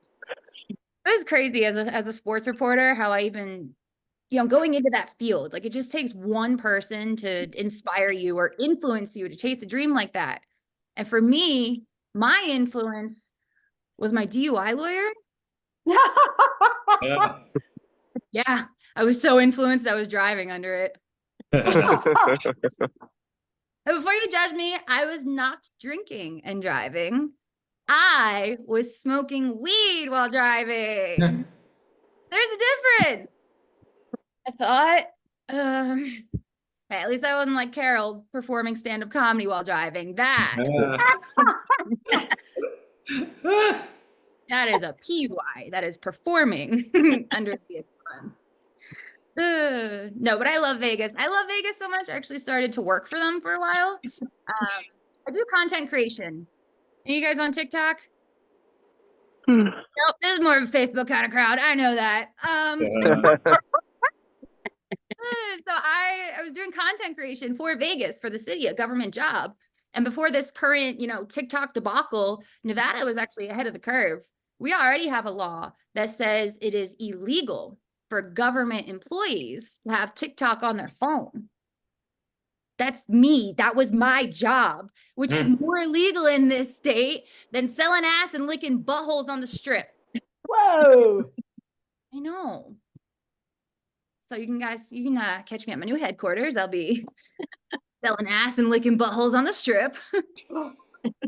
Don't worry. I'll be at the win. It's crazy to think I'm somebody's mom. Not just somebody, two somebody's. See, I got two kids and, I want to set them up for success. And, everything goes back to your name, right? So when it came to naming my kids, their dad and I, we had a deal. Boy, he named it. Girl, I name it. So I get pregnant my first, it's a little boy. Their dad is from Boston. He picks Brady. Okay. Me from Philly, not exactly thrilled about it. See, Philly and Boston, we got a little bit of beef going on. We're both just trying to compete to be second place to New York City. New York, obviously the best city on the Upper East Coast, but Boston, they might have a cleaner city. They might have better schools. They might have more sports championships, but Philly has something that Boston does not. Black people. So my son's name is Brady. I was like, whatever. I like avocados too. Like, it's fine. I got pregnant again very quickly because I make really good life choices. It was my turn.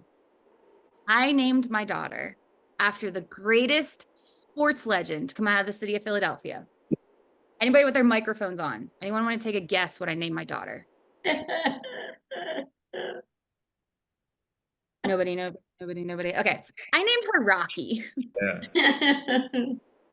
I named my precious little princess after the testosterone icon of the 70s, 80s, 90s, and today. Who, by the way, guys, Rocky isn't real.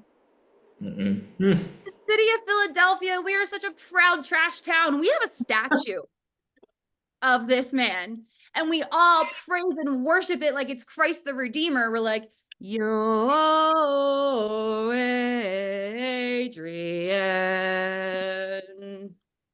the Father, the Son, the Italian stallion. I'll leave my time there, guys. Thank you all so much, Linda. And is it Janet? Thank you so much for putting this on. You guys are amazing. And thank you for your time. And let's raise some money. Great job. Great job for the cause. Haley Brooks, give it up for her, you guys. Not easy playing for a Facebook crowd. Now, now someone who's been very patiently waiting for her turn. Let me find her in this thing so I can bring her on. There we go.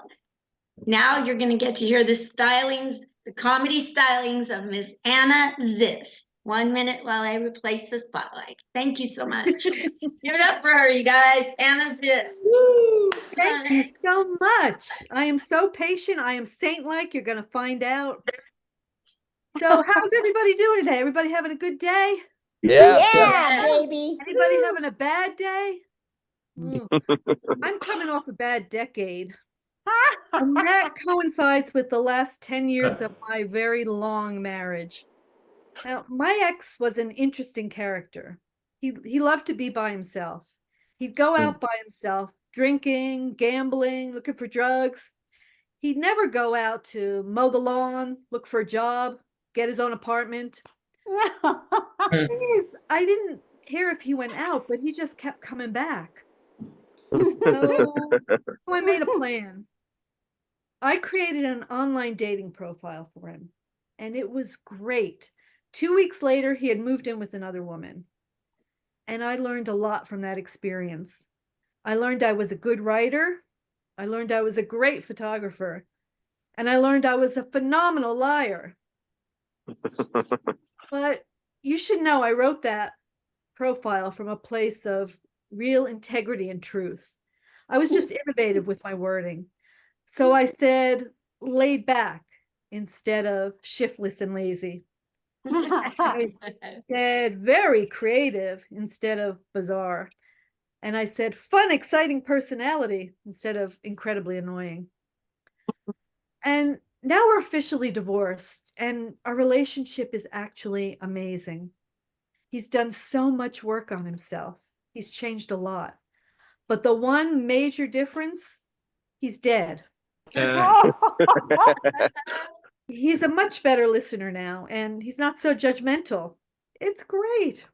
So now it's just me, and I'm all about self-care. Recently, I've decided to start therapy again, and it's hard. It's a lot of work. My therapist really wants me to change. So she said to me, Anna, you are emotionally stunted. I said, emotionally stunted? I've got lots of emotions. I've got guilt. I've got regret. You got a freaking blinker on that car, dumbass. But maybe she's right. So I've been working at expanding my emotional range, and I'm doing pretty well with that. I think now I've pretty much mastered embarrassment and humiliation. I can lie in bed at night, trying to fall asleep, and I'll remember some cringe thing I did in 7th grade, and I will snap into a fetal position and whimper until daybreak. But after a while, I realized therapy was really pretty stupid. I was paying $125 a session, and I was much happier spending $20 at my local dispensary. The only bad part is being at the dispensary. All those millennial and Gen Z bud tenders with their cool attitudes. So annoying. And I walk in, they look me up and down with this dismissive attitude, and I know what they're thinking. OMG, it's a boomer. She is so cringe. I'm gonna have to explain everything. She's not even gonna honor my pronouns. And I just want to bitch slap them. Listen, Morgan. 1, I'm technically Gen X. This is just hard living. 2, I was smoking pot before it was weed. Do you know what we had to go through to get a little buzz? It was exciting. There was risk of arrest. There was seedy dealers. There was seedy bags of weed. Just get me the purple haze, and where are your edibles? And now I need some chocolates too.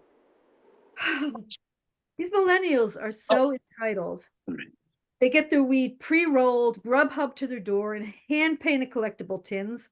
All these fancy strains with the cool names. You know what we had? We had Mexican, we had Hawaiian, and we had oregano, and we liked it. But it's hard.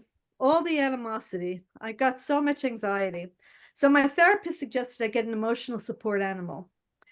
Everybody gets the dog, but there's so much work, and I'm not an emotional support human.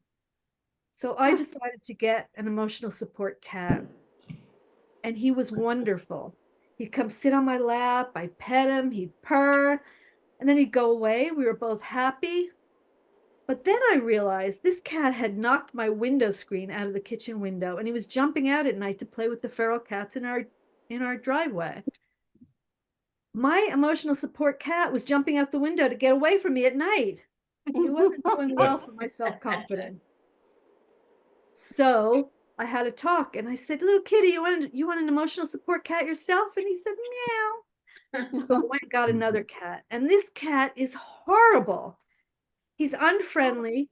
He hisses at me. He won't use the litter box. I want to get rid of him. But the thing is, I'm fine if I get rid of a shitty husband, but if I get rid of a shitty cat, I'm a bad person. And now I need the emotional support dog to help me deal with the emotional support cats. So finally, I decided I'd go back to meditation. I remembered my transcendental meditation mantra from years ago. Sharing, sharing. I did this 20 minutes in the morning, 20 minutes at night, every day. Nothing. Anxiety was still there. So I went back to my therapist and I said, "Dawn, what do I do?" And she said, Anna's this. I want you to dig deep and come up with your own mantra, your own words to really shore up your life and speak to your soul. And I did. And I'm going to share it with you because it might work for you as well. And feel free to join in. It goes like this. Take a deep breath. Get the hell away from me. Get the hell away from me. Get the hell away from me. Thank you. I'm Anna's this. Thank you, Anna. Way to go, Anna. That was fabulous. Now coming to the stage, you're going to love him just like you've loved everybody else. So just keep donating. We're going to lull you into donating. That's what our goal is today. So now coming to the stage, Bruce Lipsky. Yay! Woo! Hello, How you doing? everybody. Thank you, Linda. Appreciate that. I was so excited. My nephew just graduated law school the other day. And I said, now that you're working in a prestigious firm, you got to dress the part. I took him shopping and got him his first malpractice suit. You know, his father actually was a trial attorney for 40 years, and he finally retired as well. But he decided he wanted to take on a second career, so he went to cooking school. He just graduated and found his perfect job, sous chef. But my son came up to me the other day and said, "Dad, now that you've turned 70 years old, you know that 70 is the new 50? And I said, "Yeah, that's great." And he said, "You know, my college has adopted the same philosophy. I just got a 45 on my Spanish final. But don't worry, because 45 in my college is the new 80. So I said to him, "Do you know the payphone is your new iPhone? And the Subway is your new Subaru? And my homemade tacos are your new Chipotle?" And he looked at me and said, "Dad, it's not pronounced Chipotle, it's pronounced Chipotle." I said, "Wait a second, you got a 45 or I mean 80 on your Spanish midterm, you're correcting me? I don't care if it's Chipotle or Chipotle. I really do love their pulled pork fajitas." And he looked at me and said, "Dad, it's pronounced fajitas." What I get with this kid, I'm telling you.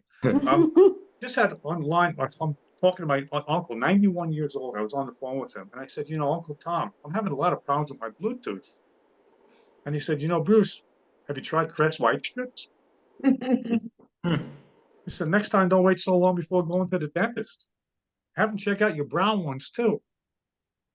So I was at the dentist recently, and he started yelling at me. He said, "Bruce, you got to floss more. You got to take better care of your teeth. You got to brush more." I said, whoa, wait a second, Doc. Calm down a little bit. Don't talk to my teeth like that. Lately, I've been very sensitive. I have more porcelain in my mouth than my wife's Hummel collection. I have so many bridges in my mouth that my dentist lets me pay with Easy Pass. And you know, I shouldn't complain because at my age, I'm happy I have more teeth than toes. And the only thing I take out at night is the trash. Very happy to say that I just celebrated 40th wedding anniversary. 40 years of marriage. And I remember when I first met my wife, our love was infectious. Now, our relationship is just chronic. No, the research says as you get older, your skin gets thinner, which is kind of weird because after 40 years of marriage, I developed a much thicker skin. And it's been tough lately, too. I'm telling you, things in the bedroom have been very difficult. Lately, our sex life has been like my savings account. Very little interest. But I tell you, in order to keep things going, I said to my wife, let's spark things up. Let's do some secret agent games. Let's play some role play. So I said, you can call me James, as in James Bondage. She said, you can call me Dr. No, as in Dr. No friggin' way. And everybody says marriage is painful. I guess that's why there's ows and vows. Yeah.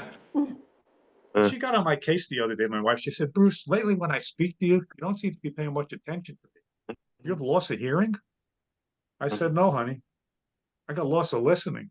It's tough when you get older. So I remember in the good old days, Friday nights, I used to go down to the discotheques or the bars, and I used to do Jello shots. Remember those days, Janet, doing Jello shots Friday night? Now what I do on Friday nights, I take gel knee shots. Not easy. And it's tough. You know, marriage is a great, as I said, a great institution. And I really try hard with my wife. And, you know, she's a great cook, really tries hard. And the other day we had a party, and she served finger food.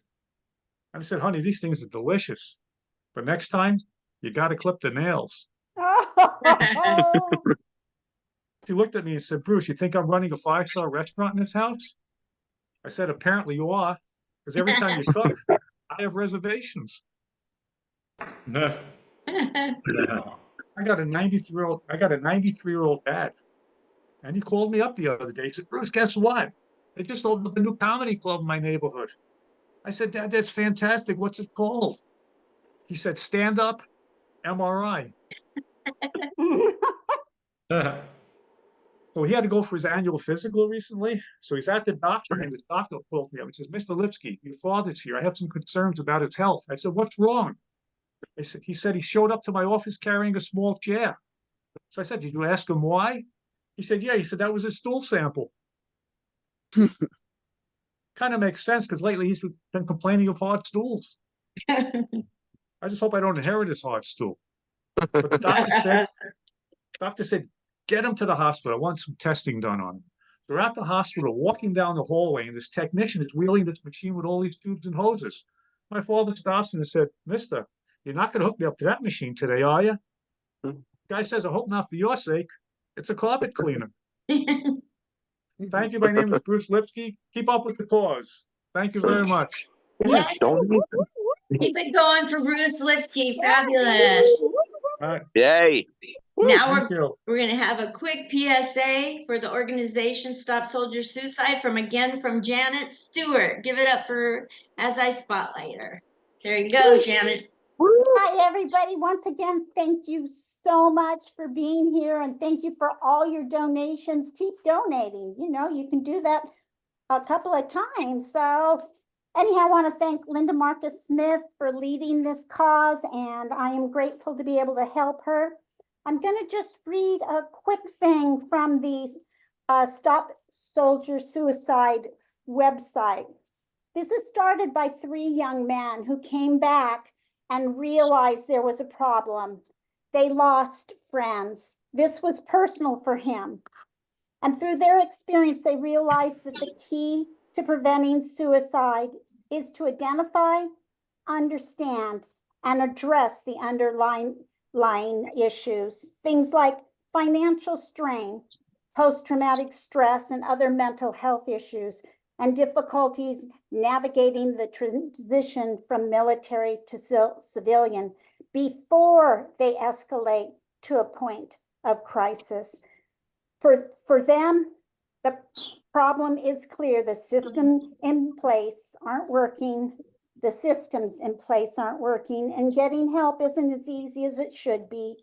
Trying to navigate a complicated maze of organizations and resources can be overwhelming when you're in crisis. So anyhow, Linda and I believe in this. We're very pro-military. Linda was in the military. My dad was in World War II. And so we decided together to do this fundraiser. So we're asking you please to donate to Stop Soldier Suicide.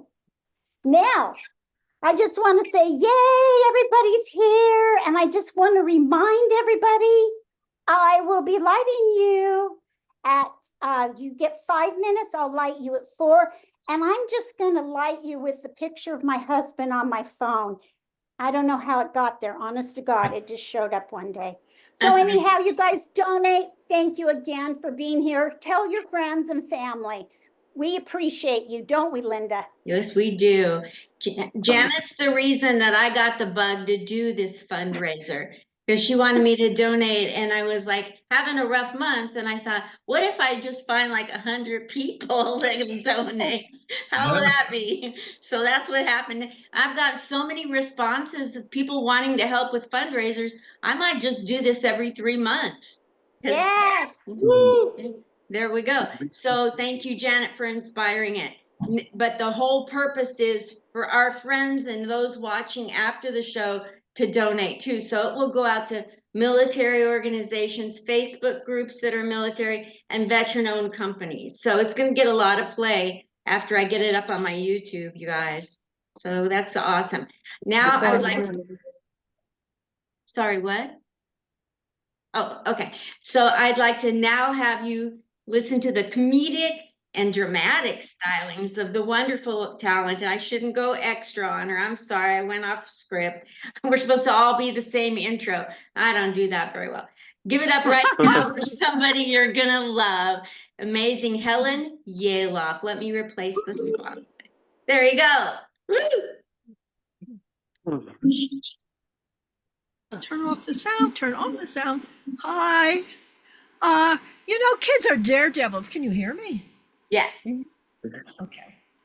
I just don't understand you guys. You think it's manly to go nuts over sports and go rah, rah, rah over teams, skiddle-diddle-dee-doo. You watch other guys move their bods, but why not you?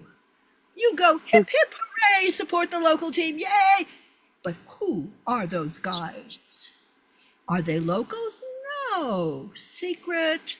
They are the top athletes from around the world sold to the highest bidders. And then the Brooklyn Dodgers was sent to Los Angeles and became the Los Angeles Dodgers, which coming from Brooklyn, I'll never forgive.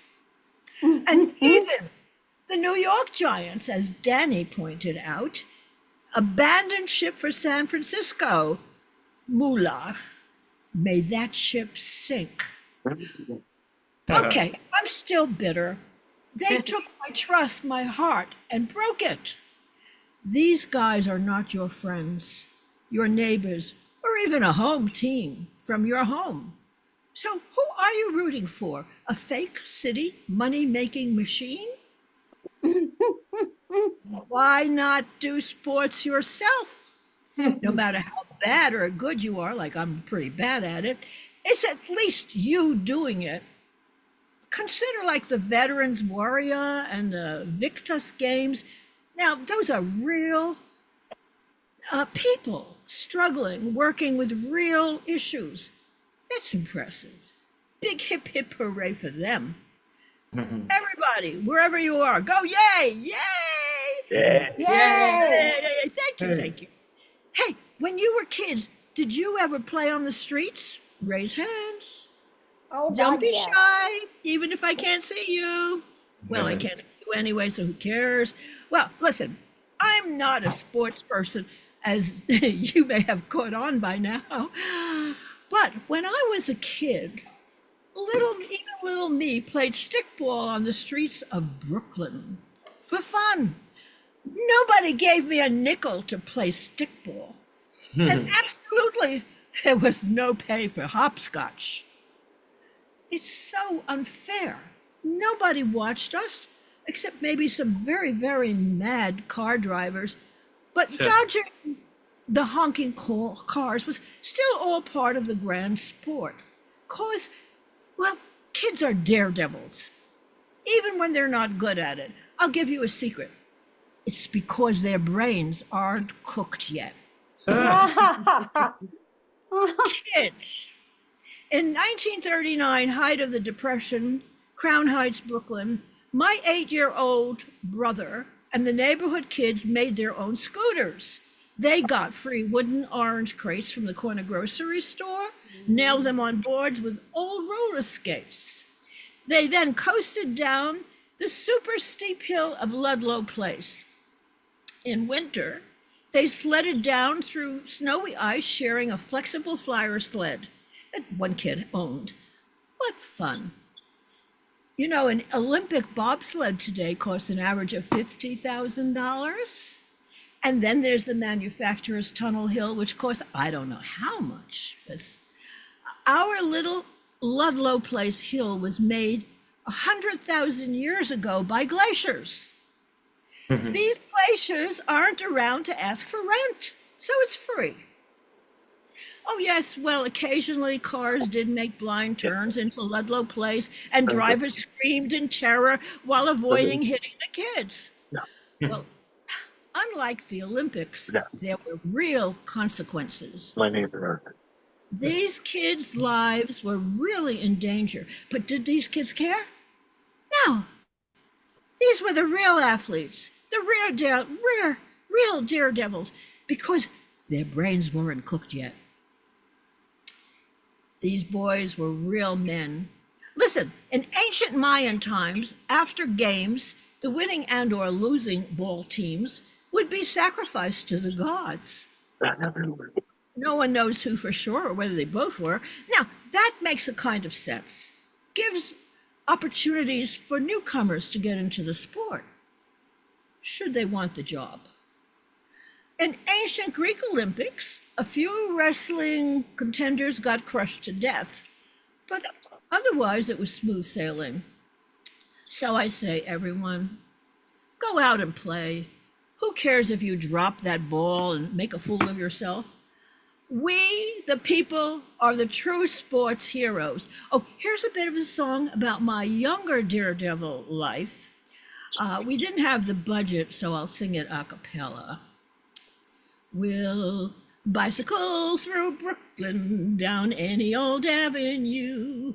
We'll bicycle through Flatbush just because we're feeling blue. Not on a tricycle, nor a motorcycle, but on a dang flat blasted bicycle. Ping! My name is Helen Yaloff, and if it's not, I am very sorry. And please let me know the truth. Thank you. Yeah. Very wonderful. Now coming to the stage, somebody that if you don't know her and don't love her, when you know her, you're going to love her. Welcome to the stage right now, Rabbi Jill. Woo! Thank you so much, Linda. It's a pleasure to be here with all of you. Some of you I know, some of you I don't know. And if you're expecting me to do comedy, I had not prepared comedy. So I'm just going to talk about some spiritual things for a few moments. My teacher, Rabbi Joseph Gelberman, was very, very wise. And he said, this moment is a sacred spiritual moment. It's never in the past. It's never in the future.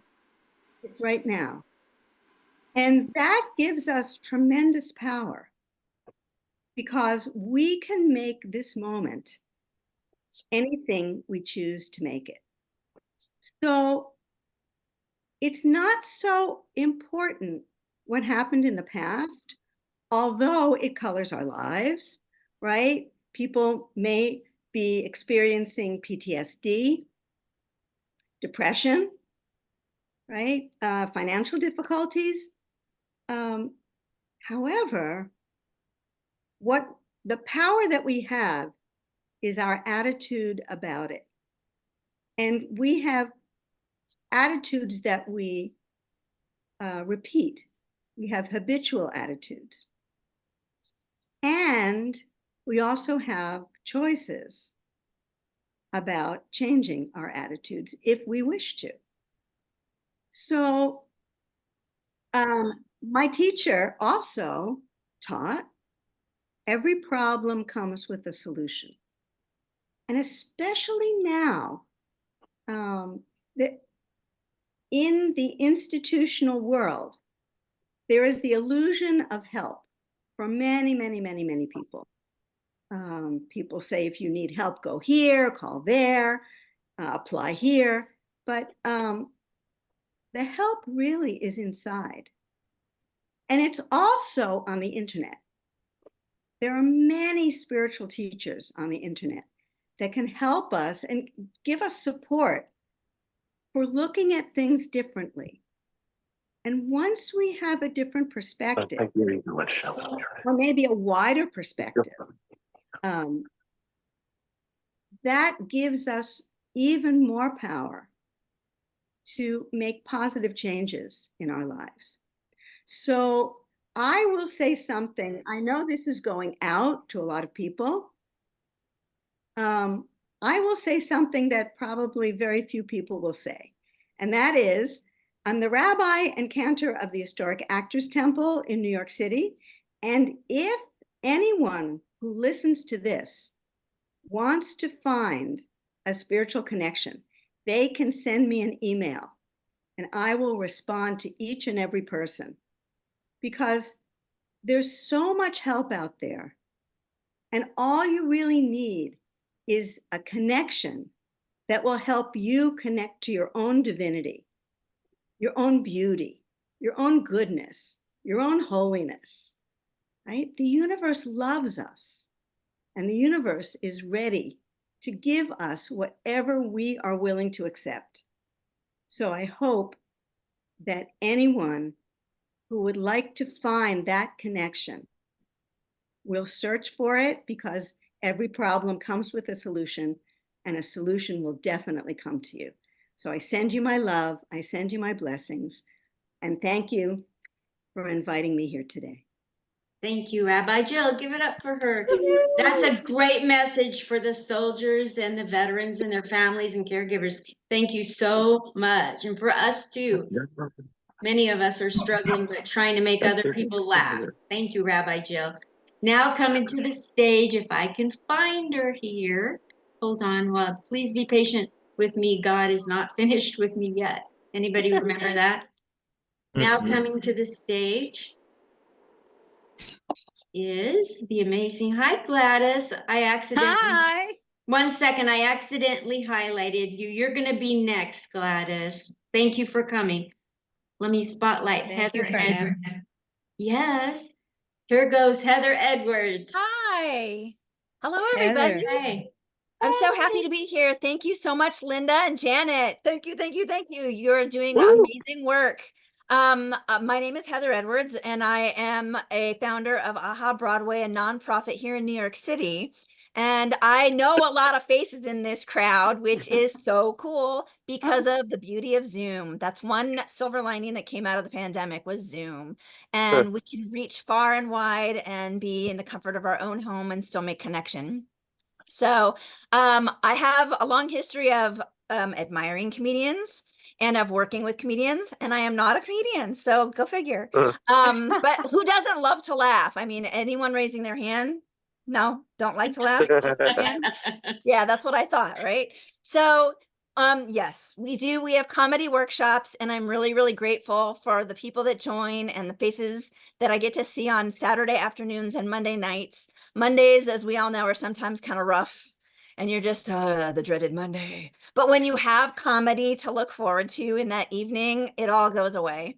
And one of the things during the pandemic was, as you know, everyone was quarantined and senior centers and veteran centers were shut down. So people did not have access to the community or the camaraderie. And even as things started opening up, maybe, you know, Access-a-Ride wasn't available, or people just didn't have, you know, funding because people had to take early retirements and budget cuts and all kinds of not funny things. So having the possibility of joining comedy groups, whether it be with our workshops or elsewhere, people got that connection, and humor is critical.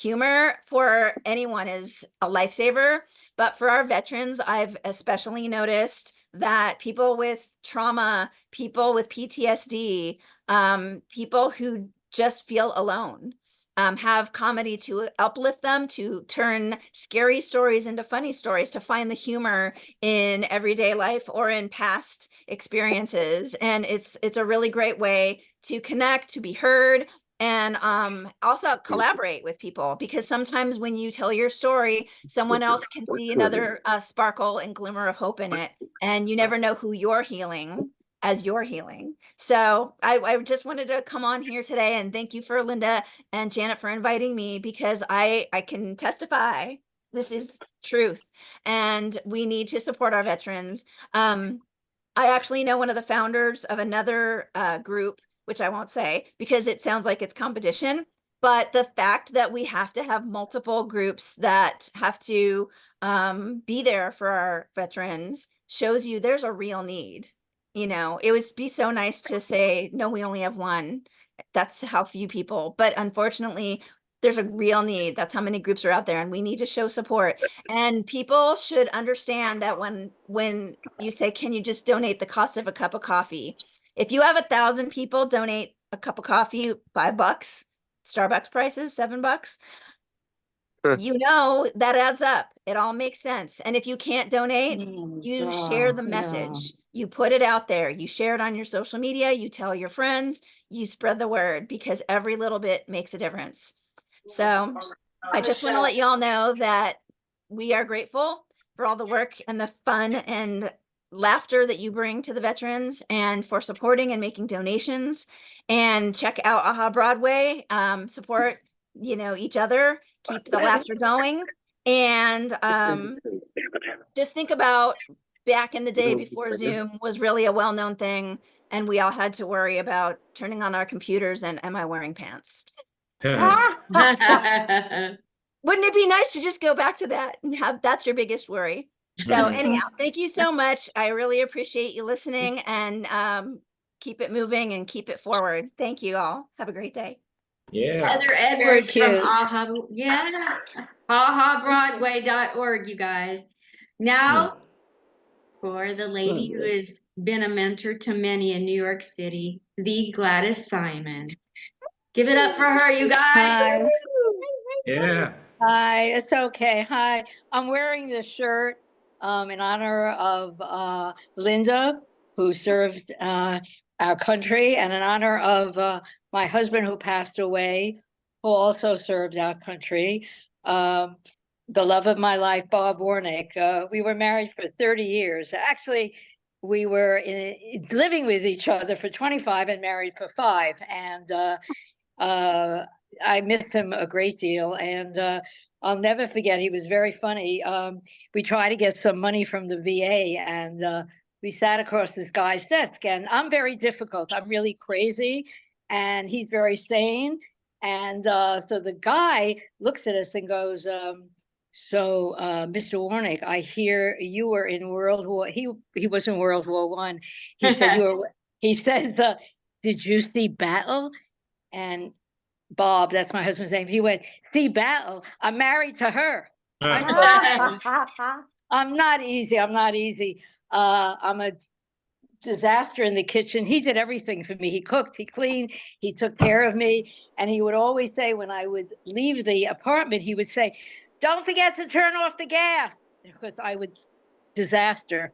So he's the one. He's you need support in comedy.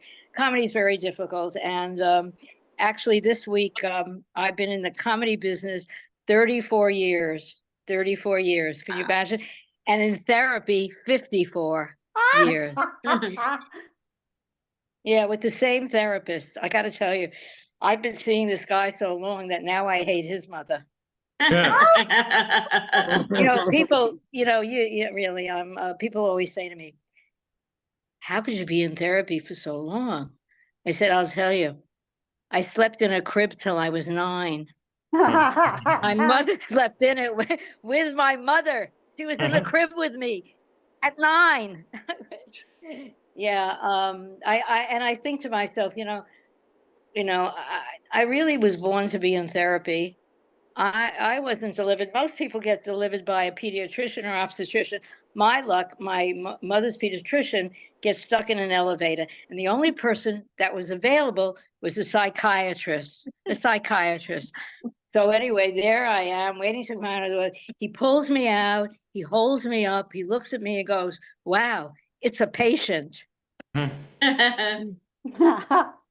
Oh, you don't have to laugh. Then he drops me on my head, just to be sure. And I think, I know everybody here, we're in comedy. We're in comedy, but down deep inside, we have problems. I have problems. And I go, you think, where did my problem start? Back in the womb. According to the National Enquirer, the National Enquirer, right? you can hear in the womb. And I used to hear my mother's friends talk to her, and I would hear like, Rose, Rose, what do you want it to be? And my mother, what did she do? She'd say what every mother says. I don't care what it is, as long as it's tall. My mother's like 4'3". The only person she looks up to is Yoda. And when I was 12 years old, she took me for growing hormone shots. I got them in my neck for 10 years. And somebody said, did it work? I said, yeah, it didn't work, but my mouth got bigger. And I got more popular. As a comedian, when you get off the stage, you want to get complimented, like, oh, Linda, you're so funny. And I always want to hear, oh, Gladys, you're so funny. So I was at a show, I remember about a year ago, I get off the stage and this really handsome guy comes up to me and he grips my hand and I'm thinking, he's going to tell me I'm so funny. I can't wait. He goes to me, you are so short. I was devastated. And then he looks at my hand and he said, and I do have a tiny hand. You can't see it. He goes, and you have such a tiny little hand. He goes, oh, what can you do with such a little tiny hand? I said, you know what I could do? I could give a small guy a lot of confidence. You have to laugh at it. Those are the show. And then my mom, when it came to looking for a guy, because I'm always looking for a man, she told me that I had to marry a tall guy. Get a tall guy. Well, I did get married. I married a tall guy. I had a short marriage. You don't have to laugh. I had a short marriage. Yeah. I always make the same mistake. I put all my eggs in one basket.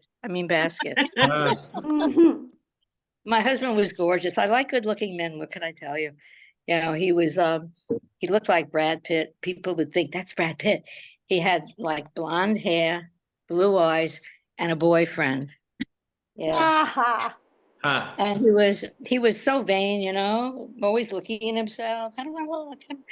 And the only time I heard I love you, he'd be looking at himself in the mirror and I would catch him and he would go.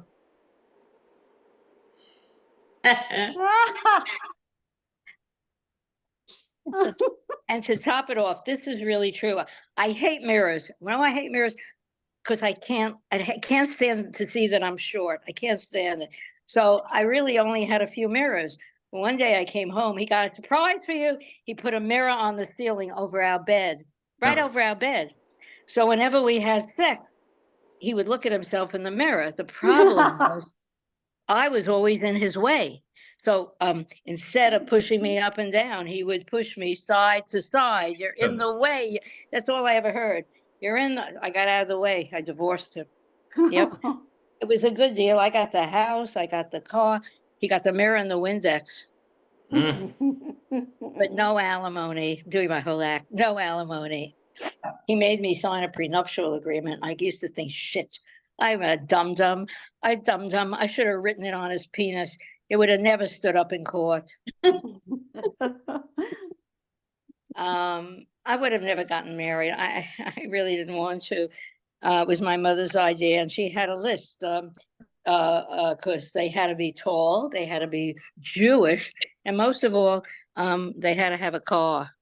So when I was 21, he had to be a tall Jewish professional with a car. When I was 41, he could be a tall Jewish anybody with a car. By the time I was 49, he could be a Muslim with a bus pass. Just get married. I said, Ma,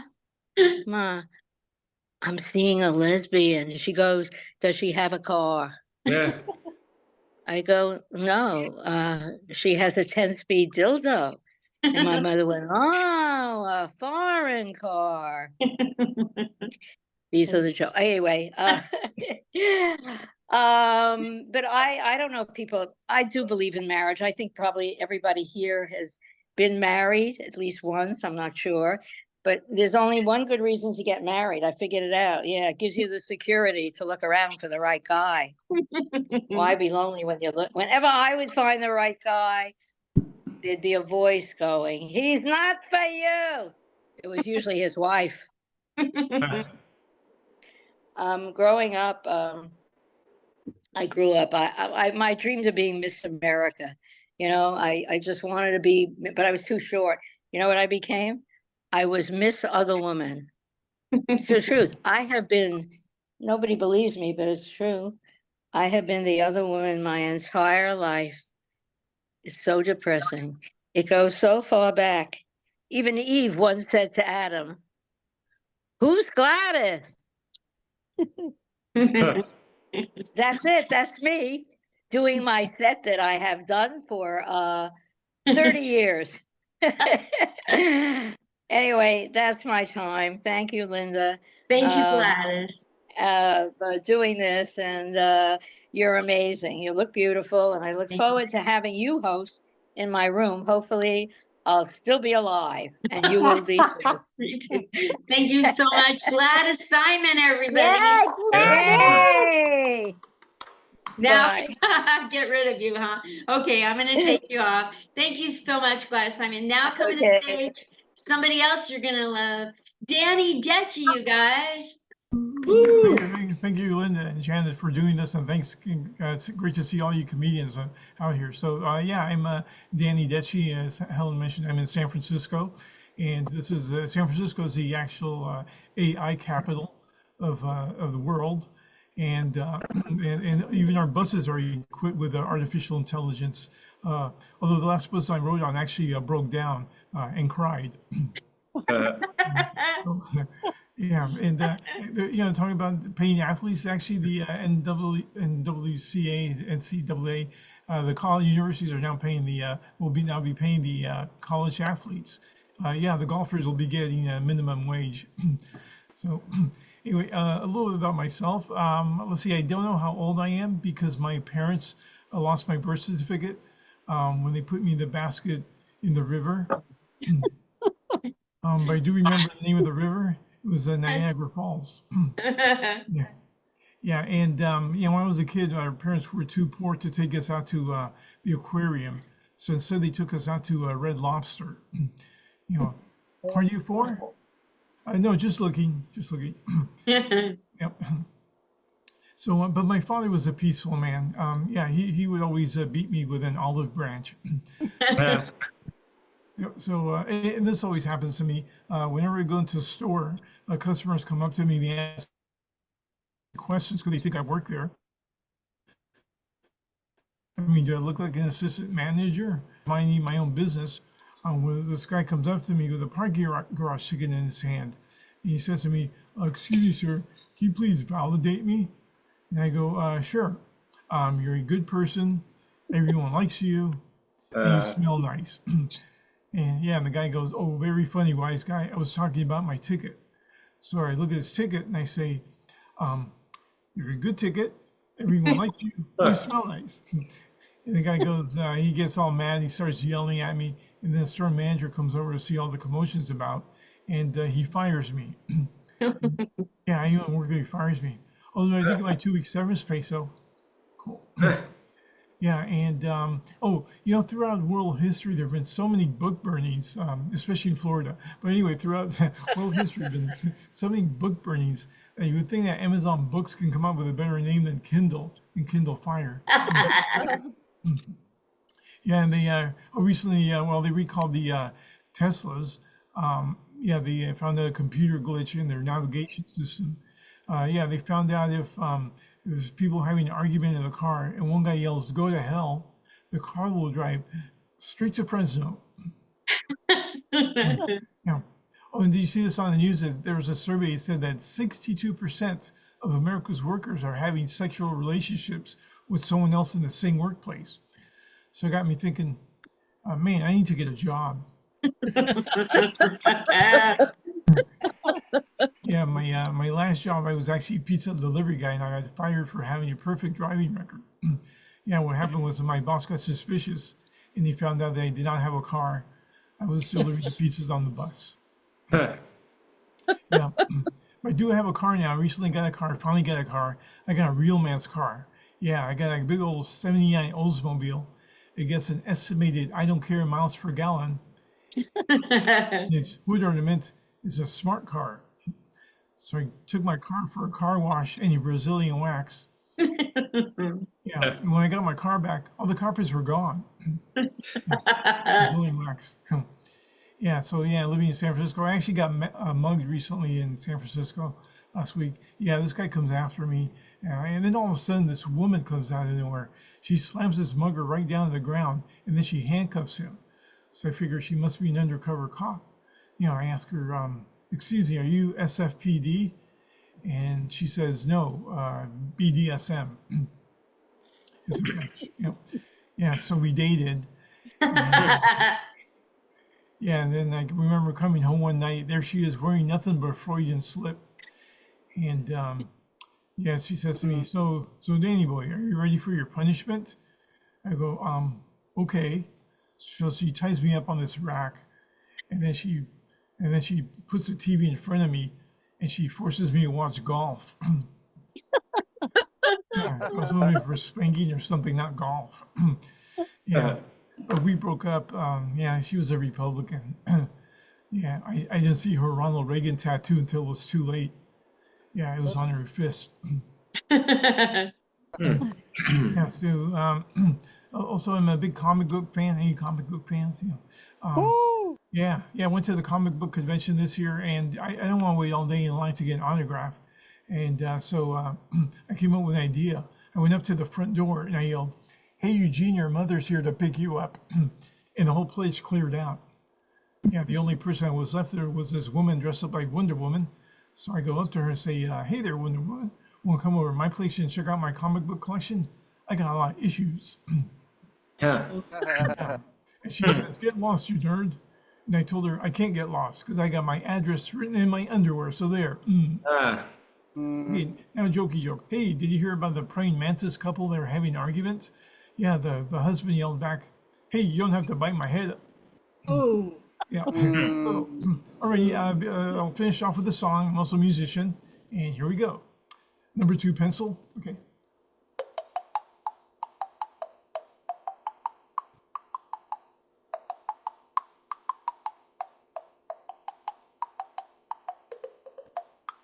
Thank you. I'm Danny Ditchy. Yeah. Yes. Thank you, Danny. Bravo. Big round of applause for Danny Detchi, you guys. Yay. That's right. Fabulous. And now we're going to go to my list and bring on Daniel Quintero. And you're going to love him because that's what we're all here for, is to love each other. Let's do this. Let's not be phonies. Let's love each other. Here we go, Daniel. Thank you very much, Linda. Great cause. Happy to be here. Greetings. I am Daniel Quintero. Arriba, dude. And I am arriba, dude, because I love rolling my R's. Only when appropriate. I don't want to be too arrogant about it. No. I believe in mi cultura. I am also arriba, dude, because I do not speak Spanish. That always made me the white sheep of the family. The first time I heard the word gringo, I said, yeah, gringo, red stop. Basically, you can call me a coconut, but with menudo inside. I never thought that I could do this. Growing up, I suffered from a very heavy lisp. It was always those S words and those TH words, especially TH in the middle of a word. My first girlfriend was Heather, or Heter to me. Yeah, we broke up because I accidentally put an L in her name, and no one wants to be called Hitler. Oh. What helped with my lisp was tongue twisters, like this one. Sally sells seashells by the seashore. I said that so many times growing up, I really started to hate that girl, Sally. You see, Sally sells seashells, but surely Sally should have seen that seashells are free. You can see free seashells where? At the seashore. Simply scoop it, don't have to buy it. Sally is a scammer. Yeah. Scammy Sally sells seashells to suckers on the seashore. She's almost as bad as Betty Botter, the one who bought the bitter butter, made the batter bitter. They both can do that. Or else end up like Peter Piper, the one who picked the peck of pickled peppers. Peter Piper's in prison, popping Percocets.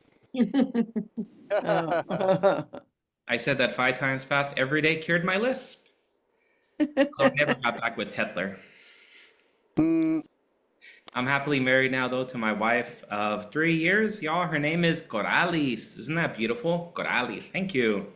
And I realized because she's Puerto Rican, a lot of Puerto Rican names have that "is" ending. Corrales, Janeris, Joselis, Damaris. You know, I asked her once why that's the case, and she said, I don't know. It is what it is. We met online. Online dating does work. I was online for 2.5 long years looking for the love of my life. She was on it for 3 days. And, you know, she's amazing. She is totally out of my league. She got kicked out of her bowling league. Abuse. Just wasn't taking enough of them, I guess. Yeah. I try to stay involved in current events. I learned that there's a rabies outbreak in South Texas. But it's hard to stay involved in current events because the news believes that I'm an idiot. In that article about the rabies, they were like, as a word of advice, avoid contact with skunks.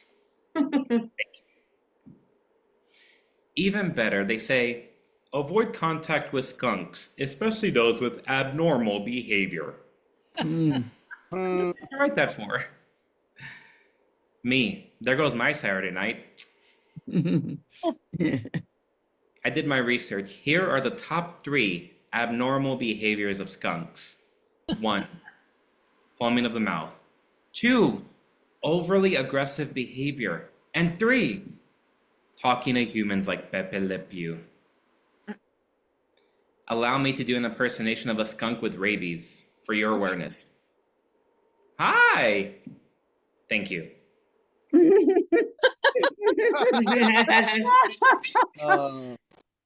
I care about rabies because my wife is a dog mom. Well, not biologically. She hates littering. And one of those dogs is a pit bull. And I'm so glad we have a pit bull for the intruders, because if they break in, they're going to see the pit bull and pet it. My wife and I will bite the intruder in the leg. We have another dog that we named Polar Bear. He's a white dog named Polar Bear because that's his favorite animal. You know, people like to ask, are my dogs smart? And I always like to say, well, they're not book smart, obviously. They're not street smart, but they are pet smart. Yeah, my dog's so smart, I tried to teach him how to play dead. He was so good at it that he learned how to apply for life insurance. And before I go, I just want to say that I got into a fight with a boxer. It lasted 5 seconds. It was both boxer and brief. I am Daniel. Dude. Thank you very much. Thank you so much, Daniel Quintero. And I don't know how to roll my R's. Oh, great, thank you. Thank you. I think that would make reading, writing, and arithmetic a lot more fun if we rolled our R's. Next, coming to the stage, you have the amazing stylings of somebody I love, like all of you, Liz Friesius, and give me a minute to find her because the screen keeps changing on me. Hold on. Here we go. Ain't this fun? It's not See moving. me for me. now. There we And go. There you popped up all of a sudden. Wonderful. Replace that. Yay, Liz Friesius, you guys. Woo! Hey everyone, yes, I'm Liz Friesius, and okay, I just got back from a women's symposium. Have you ever gone to a women's empowerment symposium? I hate these things. They're so hard to take seriously. I walk in, and of course they're advertising it as, thrive in a male-dominated environment. Command in the boardroom with confidence. And don't forget to attend our pole dancing demo. And be sure you sign up for the Hip Hop Heels and Twerk fitness program. I walk in, 6 people offered to curl my hair. They ended up curling my lip. Of course, they always want you to go to the plant-based fashion show. What does that truly mean? It's straight out of Genesis. It's just a little bit skimpier. And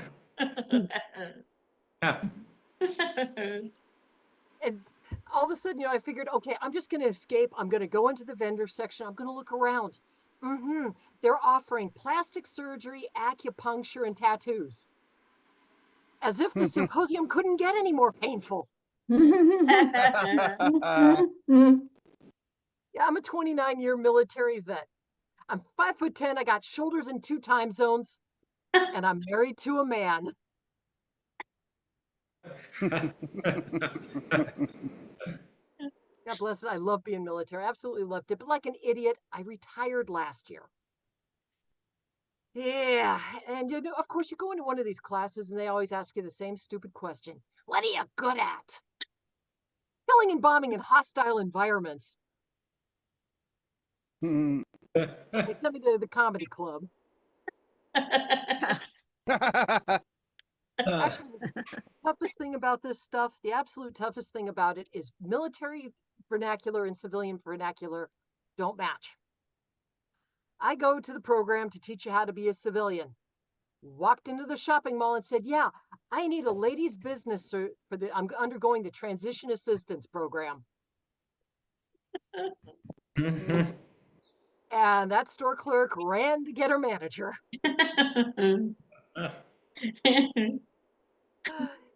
Yeah, most people worry about, most of our comics are half my age. They're worried about disappointing their parents. I got to disappoint the entire Department of Defense. Actually, if I'm accurate, if I'm truthful, I did disappoint my mom. She gave me a t-shirt for my last birthday that says, pissing off the entire planet, one person at a time. Mom is half a century. Quit underestimating me. I can piss off an entire country in 30 minutes or less, or your next war is free. I managed to piss off my mother-in-law on my wedding day. Here's the catch. When you're socially unacceptable, you can do anything, and that includes pissing off your mother-in-law on your wedding.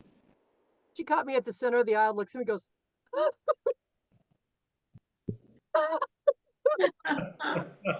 your sisters seem normal. So do her 3 ex-husbands. I'm not taking marriage advice from somebody who's upgraded their spouse more than their cell phone. It's like asking the Cubs for advice on how to win the World Series. You might get there after 100 years of trying. In the meantime, you're cursed with an old goat, a cork bat, and a couple of condemned balls. Yes, my mother-in-law, gotta love her. She's had 4 husbands. 3 of them were hers. She is 75 years old and she's schlepping a 65-year-old guy who's married to another woman. Am I supposed to say, let the bed sheets cool? Or am I supposed to go, you go, girl? You can always tell where her relationships are at because her wedding ring's being worn on her middle finger. Yes, I absolutely love it. You know, the tough thing about being military, of course, I was on the road recently. I'm out in New Mexico, and this jackass propositioned me after the show. I put him in a headlock. He looks at me, what do you got, PTSD? Predisposition to terminate stupid dumb shits. He's looking at me. It's like, dude, if I'm going to blow anything, it'll be a bridge in Iraq.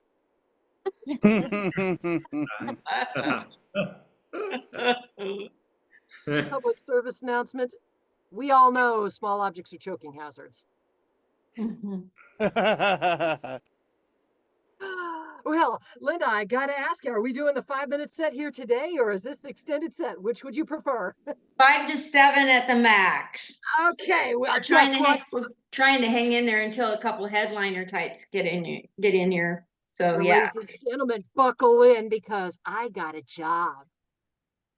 Ooh. Oh yes, I got a job. I got hired by Baskin Robbins. I show up the first day and the boss is there. Now, ladies and gentlemen, here at 31 Flavors, we are very proud of our troops to scoops. But please remember that, like a lot of our veterans, Liz might suffer from PTSD. The only PTSD I suffer from is permanent total smartass disorder. And he just triggered it. Because now all I want to do is play the limbo. How low can I go? If somebody's going to stereotype, I'm going to pander to it. Well, Liz, we lost 20% of our market share out east. What do you think we should do? Sir, I think we should kill the enemy. Bomb pops, Italian ice, a scuba cold steel running through the cart. I say we Rocky Road them down to Bolivia and let their troops cry over melted popsicles. Thank you, Liz. Not quite what I had in mind. I'd really like to talk contracting. Well, I'll specialize in contracts, sir. How do you think the Cold Stone Creamery got their marble slab? Now, Liz, it's still ice cream. To you, it's ice cream. To me, it's warfare. Now, you can either lose your money or you can kill the enemy. Which do you want, sir? Now, Liz, I just want your scoop. You can't handle the scoop. Son, we live in a world that has freezers, and those freezers are guarded by veterans with scoops. Who's gonna do that, Lieutenant Osberg? You! I have more responsibility than you can possibly sprinkle. You weep for pistachio and you curse the pralines. But what you don't admit, deep down in that carton in that froyo party, you want me on that freezer. You need me on that freezer. So I'd rather you just say thank you under that blanket of fudge in which you lie, or pick up a cone and take a bite. So if anybody knows a place that's hiring, I'm in search of a job. Yes, ladies and gentlemen, I'm Liz Freesius. Have a wonderful afternoon. Yay. And keep it going for your host, Linda Marcus Smith. Thank you so much, Liz. Now coming to the stage, somebody else you're going to love, A.A. Ron or Aaron Despiva. Bring it up right now on the spotlight. Yay. All right. Thank you so much. I have to follow Liz Frisius. That's a tall order. And at Baskin Robbins, that might be forever, obviously. Last time I had a scoop thrown at me for saying I wanted 2 scoops, not 1. But yeah, my name is Aaron, A.A. Ron, and my dad decided to put 2 A's in my name, so I'd be first. To be picked on by the bullies at school? Yeah. But you know, it's funny, they got all the F's, but I got all the A's. Did you just make a Happy Day reference? Oh, yes, I did, Orb. Welcome to the stage, my life coach, Orb, everybody. How you doing, everybody? Yeah. Oh, my gosh, it's so cool to be here. Thank you for having us. And I wish you just hooked me instead of Aaron. That's not nice, Orb. I really So, Orb, no one knows you here. Why don't you introduce yourself? Okay, my name's Orb. I'm from the planet Oculus. Yes, we're suing Zuckerberg for being too meta. Yeah, that's what's going on. Okay, Orb. So what was your first job on, or what was your job on Oculus anyway? Oh, I was a private investigator. Oh, that's cool. And 16 times I was arrested for being a thieving Tom.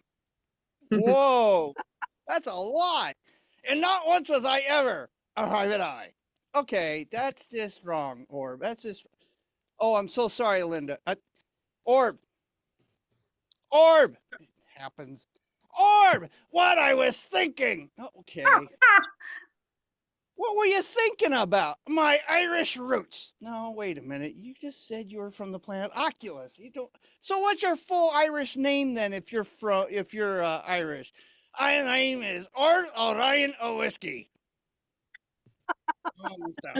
Okay, that's all right. So if you're Irish, what's your favorite Irish food then? Oh, that's simple. Vodka. Vodka's not Irish. It was on potatoes. Okay, that's just wrong. But Orb, what was your first job here on planet Earth when you got here? Oh, that's simple. I was Evel Knievel stunt double.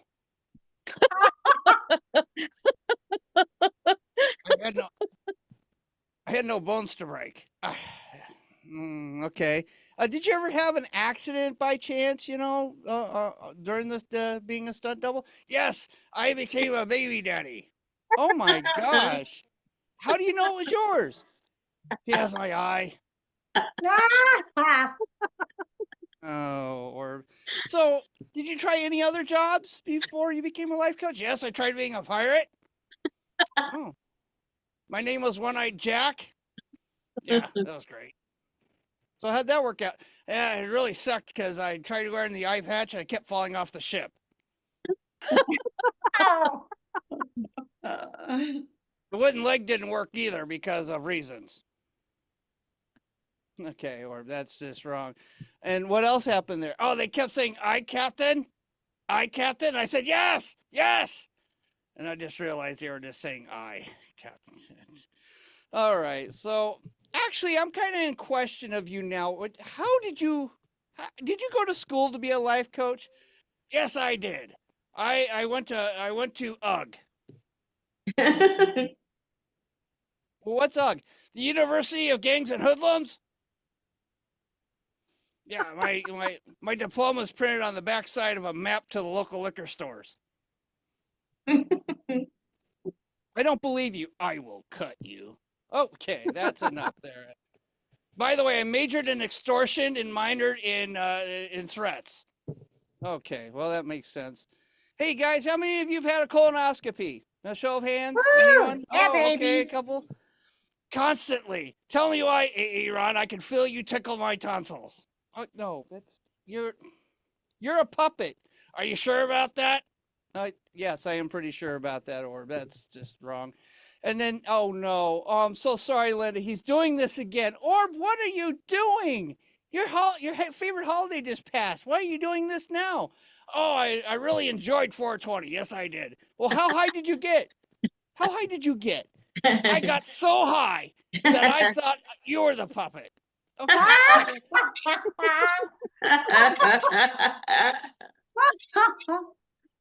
No, how high were you? It was only as high as your arm reaches. Okay, get back down here. No, I don't. Okay, get that. All right. So what do you do when you have the munchies, Orb? Oh, I usually have the Irish snacks. Okay, what's your favorite Irish snacks then? Oh, it's simple. Lucky Charms and vodka. Okay, that's just where we end that part, isn't it?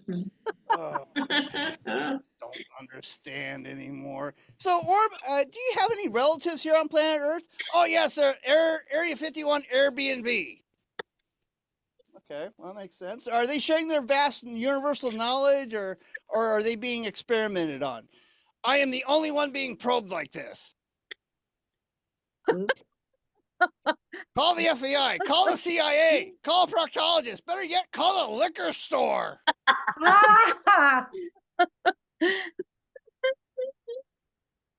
You know, or I always appreciate Orb, don't you guys? He's so patriotically dressed today. So are you. Oh, wait a minute. I'm wearing a black shirt, dude. I don't understand. You're a white guy with a red neck and blue. Well, you know. What? Hey, why would you say those are blue? I painted them when you were asleep. You know, I went to the doctor today because I thought there was something wrong. Yes, there is. You're gullible. Okay, that's just not nice, Orb. That's just not nice at all. Oh, so is there anything else you want to share with us? You know? Oh, yes. By the way, my name's Orb. I'm an alcoholic and I've been sober for 6 seconds. Okay. Why are you part of Alcoholics Anonymous if you're only short alcoholic, you know, sober? I'm trying to collect the chips. For what? For my gambling addiction. Okay. I don't know about that, Orb. I think you're just crazy. Why don't you just try to collect like cow chips? They're too crappy. Okay. How about potato chips? They're too greasy. How about computer chips? I don't need the RAM. Okay. The way you're going, Orb, I think you're only going to collect tortilla chips from the Mexican restaurant. By the way, tell me you're not gambling all your money away. Oh, I'm not. I'm gambling all away your cash. Oh. No, you're not. Want to bet?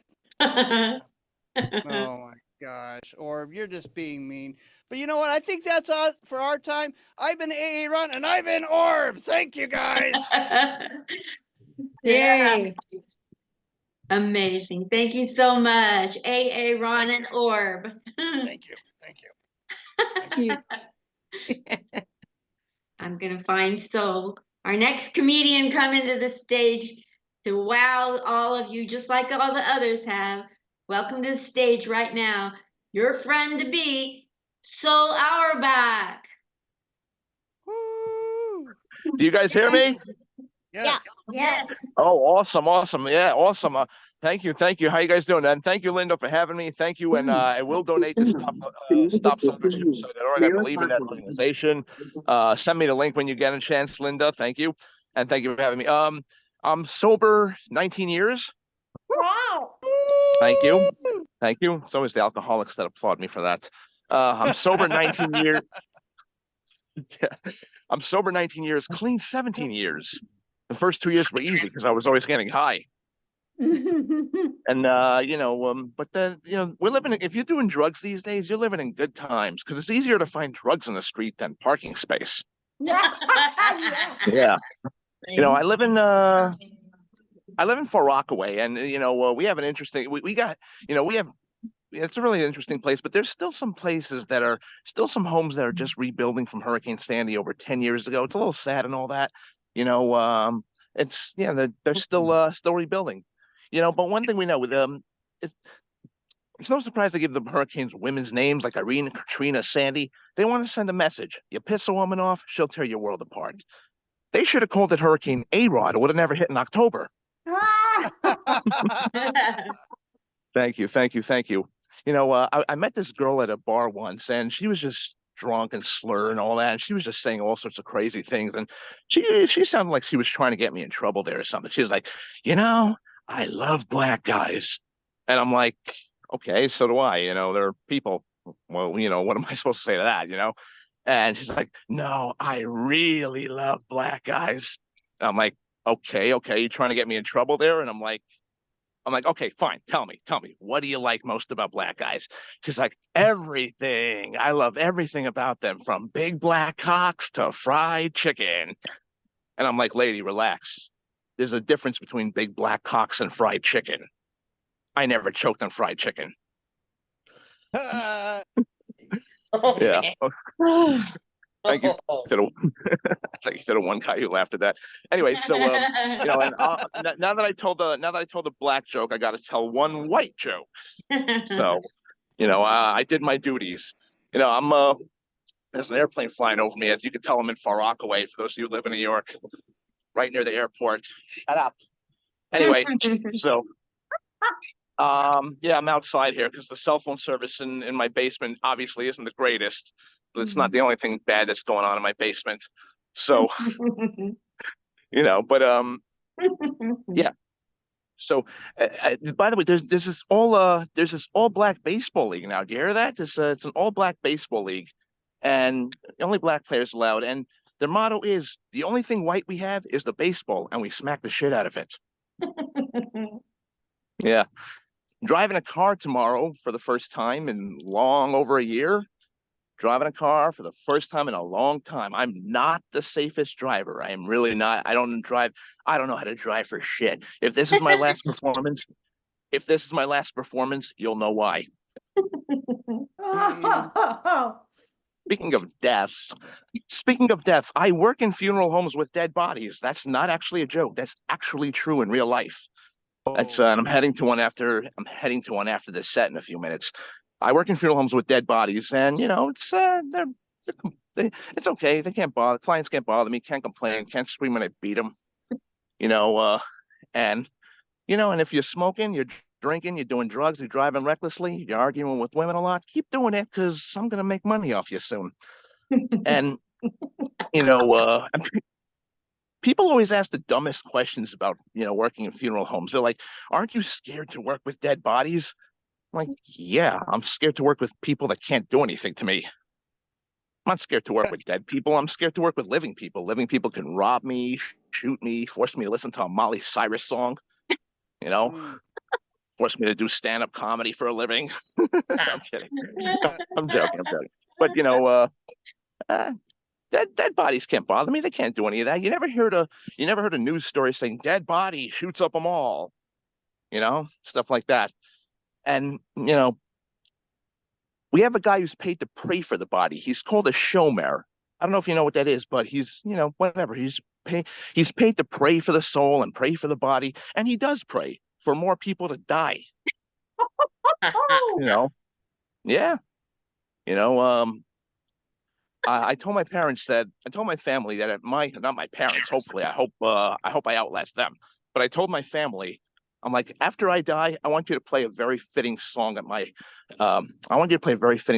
funeral, Stairway to Heaven by Led Zeppelin. And they're like, no way, no, not for you. At your funeral, we're going to play Highway to Hell by AC/DC. We had a debate about that. And eventually we came to an agreement.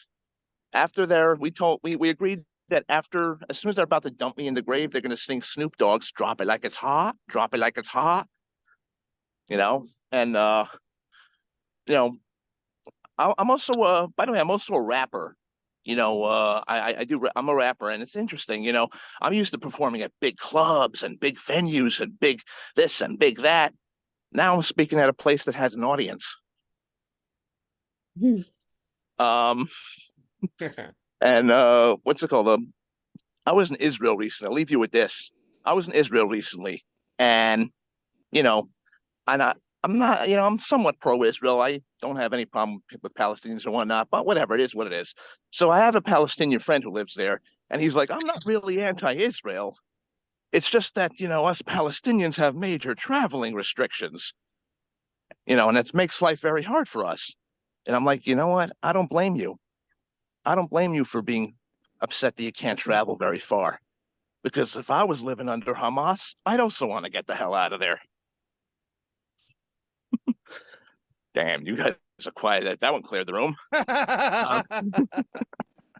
I'll leave you. Okay, so I'll leave you with this. And, and Hamas is, I do find that Hamas is pretty crazy, but I think they're a little stupid too, because, they're lobbing all these dumb little cheap rockets at Israel, and Israel's, got the Iron Dome that has more interceptions in a day than the New York Jets had in a career. And what's really stupid about them is that for every one Israeli that gets injured or killed by one of those rockets, there's hundreds of them that are going to be living longer from all the exercise they get running to and from the shelters. Thank you, Linda. That's my time. Thank you, Soul. Give it up for Soul. Yeah. Yep, all the best. I got to run to work now, so everyone please donate to StopSoldierSuicide.org. Please send me the link. I'm going to have to log off shortly, but I will donate something at some point later today, okay? Sounds fabulous. Thank you so much. Great set. All the best. Thanks for having me. You betcha. Now you can go ahead and go. I'll find a way to get the next person up here. Hold on. Yeah. I don't Yeah. see Lucy. Does anybody see Lucy in here? I don't see her in the room. I don't see Lucy. Thank you so much, Liz. So that means I'm going to default to somebody I love as well. Welcome to the stage without any fair notice. Elizabeth, sure, you're on, girl. Hi. Hi. How you Oh, doing? Yeah, what does a doctor do when when he's out sick? What did the doctor do? Well, the doc called him a quack. Okay. In Long Beach, the pretty people call their dogs, they think they're very attractive. Then you have a dog that's slumping around like Oscar the Grouch going, oh, oh, oh.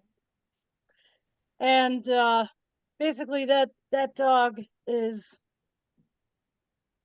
really, really, really ugly. So they just chase that guy away. And it goes, ah! Oh, okay. Embarrassed the hell out of the dog. Anyway, I get mad at people who talk as if they're suffering from diarrhea. And today is sponsored by the National Bad Mood Day today. And that's all for me. Have a good one. that's it, Elizabeth? Yeah. Oh, thank you. So give it up for Elizabeth you. Shore. Oh, that was great. Thank you. And now she stepped out of the room, but she's back, and I can't wait to hear her comedy. Welcome to the stage right now, Lucy Maragni. I hope I got that right.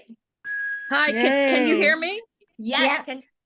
You can hear me. Okay, great. Clear. Sorry, I'm having problems with Zoom. And it's all because I'm old. Anyway, I am an Italian American and identify as a creative female art teacher. And old, yes, I am old. So recently, the Board of Education from my school has just mandated that the art grades are no longer A, B, C, D traditional grades. They're either S for satisfactory or N for needs work. Well, I got my own system. Look, my own system is it starts with an F and ends with a U. So anyway, since my art classes don't matter anymore, my classes have become dens of chaos. My students are just like loud and crazy. They don't care. So in order for me to control them, I go into my yelling mode, my Italian yelling mode. And you know us Italians, we don't talk, we yell. And not because we're mad, but because we're passionate, really. So most of the kids, they get it. They understand me. But there's some kids, they're disgraziados. They go home to their parents and tell their parents, oh, the art teacher's yelling all day long. The parents call up the principal. The principal calls me into her office and she says, Lucy, you got to stop that yelling or else. And I look at her and I said, how can you hear me with the fingers in your ears? Look, I think that some of my students, I kind of know what they're going to grow up to be. So there was little Richard. He walked into the bathroom. Richard's about 6 years old. He walked into the bathroom and somebody told me he was in the bathroom with his underwear and pants down to his ankles, opening up all the stalls and looking in. Well, really, Richard? I think Richard's going to be a little porn star or maybe a congressman. And then there's Sally. Wow, Sally. She's always drinking from her water bottle and constantly going to the bathroom. So I'm thinking either she'll be an alcoholic or the principal of a school. So, but then there's little Amy. Little Amy, she doesn't like doing art. All she does is come into my class and do little origami tents. And I'm thinking, wow, she'll be an architect, possibly homeless. So I have a fear of being homeless. So every time I see a homeless person, I feel sorry. I give them money, and then I talk to them. The other day I gave the homeless person, I don't have my scarf because I gave them my scarf. That's the last thing they need is to accessorize. And do you ever see the way they match? That's funny. But anyway, so I was thinking, so I was talking to this other lady, Sally, homeless Sally, and she looked at me and she said, my life has been miserable. My husband left me. I lost my job. I got COVID, blah, blah, blah, blah, blah, blah, blah. And I'm sorry for her. And then she looks at me and she goes, what do you do for a living? And I say, I'm an art teacher. And she looks at me. She goes, oh, puts her hand in her pocket and gives me $5. So, I'm thinking the other day as a teacher, I do some stupid things, some really stupid things. The other day I stapled my finger to my paper. I don't know what hurt worse. I don't know what hurt worse, really. The staple in my finger or the kids laughing at me. They are so vindictive. But let's talk about something else, something that touches my heart. The Golden Bachelor. That's a show. I don't know if you know about it, but it's been around recently, and it's about this old guy who gets some young, or not young, but gets a woman, marries her. But yeah, he's hot, and he's hot for some 70-year-old woman. That's a whole bunch of them standing in a room. They all have major plastic surgery. So much plastic in that room that Greta Thunberg would have a hissy fit. So the opening scene is he walks into the room. He's putting his belt on, is tightening up his, whatever on his tuxedo. And the last thing he does is put in his miracle ear. Nothing gets me hotter. Nothing gets me hotter than pumping up the volume. So you think, yeah. So you think one of them, he's gonna mess around with all of them. He does. And then he finally does marry one. Yeah, he does. And you think, how long is that going to last? Well, till death do you part. At that age, it's a short-term commitment. And guess what? Update, it only lasted 3 months in reality. I don't know if you've seen it on TV. Anyway, look, I like younger men. Yes. But that's all that's left at my age, younger men. And it's one way of giving my son the brother he never had. I know I'm sick. I'm sorry. But listen, I do have a boyfriend now with benefits. He's collecting unemployment. So look, I belong to this dating site called Old Farts, Half Dead People. And I don't get any likes. I don't even get a dick pic. But you know what? I don't care anymore because it's like sending a picture of a Ferrari that's not going to start. Honestly, just a bunch of old men. I don't need it. The good news is I found my soulmate. Really, I really have. And we have this certain chemistry. We eat together. We sleep together. We even fart together. Whoa. It's my dog, Lily. That's right. So, look. Don't knock it till you walk in my shoes. Anyway, Linda, I just want to say something. I want to say thank you very much for inviting me on this show. And my nephew was in Iraq, and he's now my niece. I love you. Oh, you weren't joking. I thought that was a joke. That's not a joke. It's true. That's awesome. Let's give it up for our nephew that's now our niece. Yes. Thank you. I love you guys. Thank you. We salute everybody. That's sure. Right. Thank you so much. My heart goes out to them, all of them. Absolutely. I'm so glad the transition happened and now he can be peaceful, or he is. She is. Yeah. It's hard with the pronouns. Love you. Thanks for sharing that. Thank guys, you. That was awesome. Give it up for Lucy Maragni. Thank you. Thank you. And now coming to the stage, Mr. Don't Behave, Steve Marshall. Let me try to get the spotlight, Steve. Hold on. Get me on here. Get me on here. Get me on here with these wonderful women. Can you hear me? Yes, yes. All right. First of all, I want to say immediately I looked at who was in the audience tonight, and I'm very proud to be here with all these women. In my opinion, if women took over the world, there'd be less war, there'd be less violence. All right. When a woman has an enemy, she doesn't kill her. She keeps her close to her. She has a special nickname for her, my best friend. So I love women. I have a very feminine side, and I am very proud of it. In fact, I am a feminist. I'm wearing a pad right now. I was raised by women. I was raised during the women's movement. I'm very proud to hear Lucy. Good to see you. I'm very proud to hear about the successful transition. I am also beginning to transition. I am going to transition from Judaism to white Anglo-Saxon Protestant. And I'm beginning slowly. Yesterday, I bought a golf club. Today, I'm thinking of going to the supermarket and getting a large jar of Hellman's mayonnaise.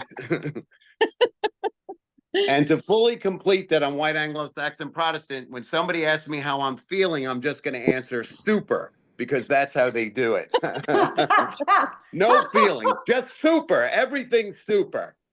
As I've been listening to everyone here, I don't know what I do. I don't know if it's comedy. I don't know if I'm a comedian. I definitely don't behave. But as I've been listening to everyone, I have never heard a Zoom, even though I see Helen yawning right now.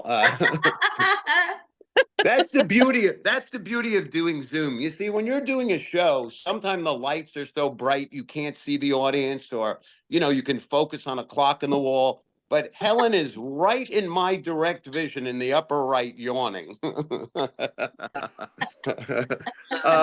What I wanted to say is, everybody, I can't believe how many well-crafted jokes I'm hearing today. It's so wonderful to hear punchlines today, and to hear so many people have worked so hard on their show for today and came so well prepared. I've been doing this a long time, and when I first started, there was an old adage, work everywhere. And I really did work everywhere. I remember I did comedy at funerals, and I always told the people as they walked in, if you sit up front near the coffin, you're going to be picked on. Also, it's a 24-hour-a-day thing. Being a comedian is very obsessive. And I think to be an artist, you have to be very obsessive. And I know in my early years, I even kept a notepad next to my bed. And when I was having sex, I can remember actually, without pulling out, leaning over because I thought of something funny and writing it down.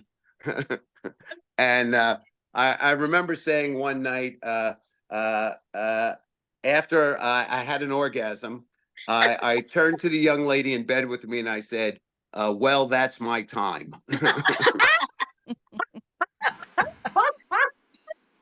Just a few more, just because I see some of the women looking at me like they can't decide if the feminist was a true thing. I know about feminism, Betty Friedan, Gloria Steinem. Feminism is equal rights for men, women, and everyone. And when you get equal rights for women, you get it for everyone, okay? You will find that any nation that doesn't respect women usually doesn't respect a lot of minorities and people. So I've been like this my whole life. I was married. I'm divorced now. I used to, it's, relationships are very difficult, but I used to go on dates. And I remember the first thing I would say on a date to the young lady was, I would ask her, how are you going to ruin my life? Because I'm like a moth to a flame. All right. If there's anyone out there that's not good for me, I will fly right over to that light bulb. That will certainly be me. I had several women. One is a comedian coming on tonight later on, and she said to me, you have an intimacy, a fear of intimacy. And I figured it out. I don't have a fear of intimacy. The people I meet have a fear of me being intimate with them. Because I am super friendly. I have the sickness. I want to be loved by everybody. Commitment phobia. I think people have a fear that I will make a commitment to them. I will literally find every name on this Zoom and call you up and stalk you. The audience is supposed to stalk me. All right, let's wrap this up. I was married 7 years. Nobody told me this. I married an Italian woman. When you marry an Italian woman, you marry her entire family. When I said I do, my wife's family stood up.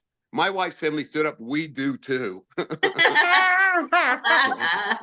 You're going to spend the rest of your, you know, it's like having an ankle bracelet when you're married to it. It's like being the witness protection program. You are constantly, all right. I see, sorry, I can't read too well with these glasses. I think it's Claudia. I know you're Italian, right? You know I'm telling the truth, all right? Hell yeah. 24 hours they want you. You come over at 11 a.m. on a Sunday, you try and leave at 2. Oh, no, stay for dinner. You try and leave at dinner. They say, oh, no, have a snack. They say, why are you driving back to the city? You can't get away from them. I remember I dropped the soap. I was staying at my in-laws' house, and my father-in-law handed it to me. I was in the bathtub. They are observing you at all times. All right, I don't want to overstay my welcome. I do want to say this. We are doing this thanks to all the wonderful women that are here today. And if you're not a woman, well, that's so be it. But women really do care, and women really are nurturers. I'm trying to decide if, I don't know if it's Anna, Z, or whatever. I just realized, can I just put these glasses on over this? Oh, it's Anna, you just put your video on. For the last 15 minutes, I didn't realize that she had her photograph on, and I thought she was just staring at me like this. This is horrible. So this is also for mental health awareness. And mental health awareness is beyond important. And believe me, I'm someone who's always been aware of mental health, because throughout my whole life, you can laugh if you want, people have told me I'm crazy. People have made me aware that I had a mental problem. People made me aware that I was weird. And that's how I ended up going into comedy, because I felt like, well, maybe there'll be some other people like me that are not necessarily weird or crazy, but maybe they see the world differently, and they'd like some peace, and they'd like some love out there. And to all the people in the armed services, you know, I watched something the other day, a documentary, and it was showing some people also who had lost their legs, lost their arms. People are very quick to say, let's blow up that country. People are very quick to say, you know, let's fight, let's start a war. But, and I haven't, if you've never been in battle, you don't know anything about what you are speaking about. I can only imagine what coming back from that, the post-traumatic stress syndrome and all of that. And certainly I'm just trying to be funny, and I have post-traumatic stress syndrome. So to all our armed service people that are out there, I wish you the best. Take it one day at a time and realize you're not crazy. There's nothing wrong with you. You're probably right. Others are wrong. And it begins with not doubting yourself. Good night. Don't behave. Be yourselves. Thanks for having me, everybody. Thank you so much. Thank you, Steve Thank you, Linda. Marshall. Thank you for Yes. what you're all doing. Thank you. Thank you so much. Mwah. Mwah. Thank you so much. So now coming to the stage is somebody else that you're going to love while I cheat and look at my notes. It's Denise Medina. Let's bring her on. Let me find the button. Hello.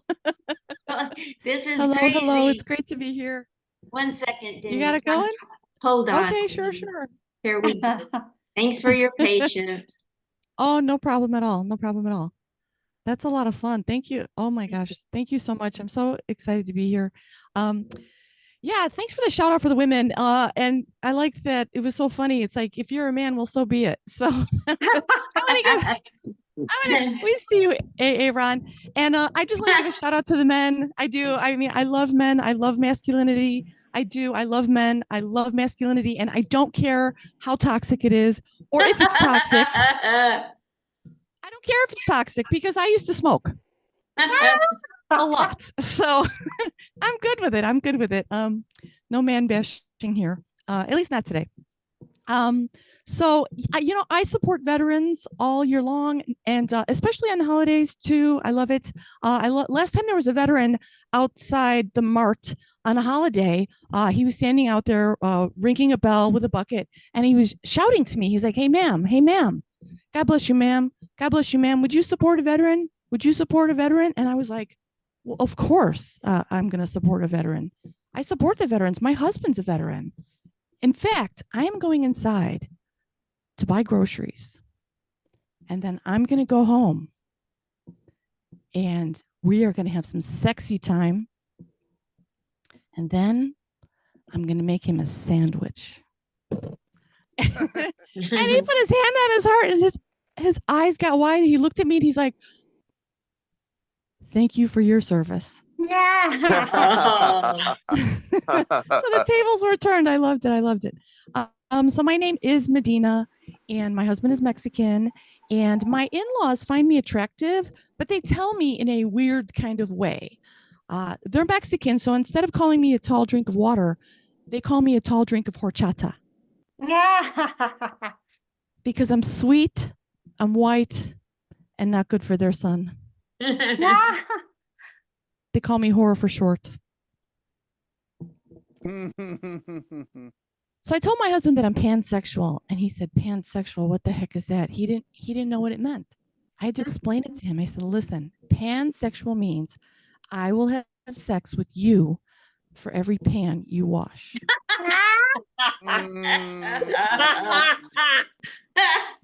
So he's not watching the show right now. He's going to catch it later. And I see a trip to Target in his future.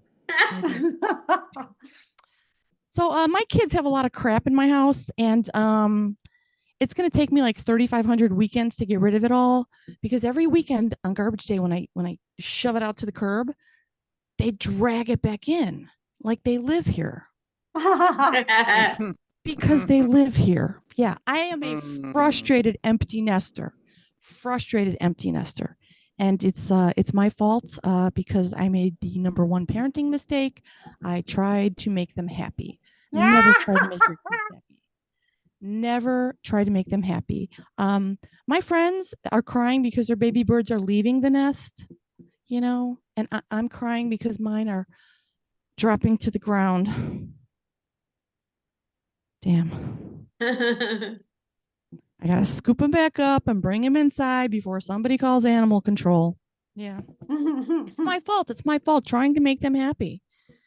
They're upstairs, they're texting me, and they're like, Mom, can you bring me some water? Mom, can you bring me some Chipotle? Mom, can you buy me a car?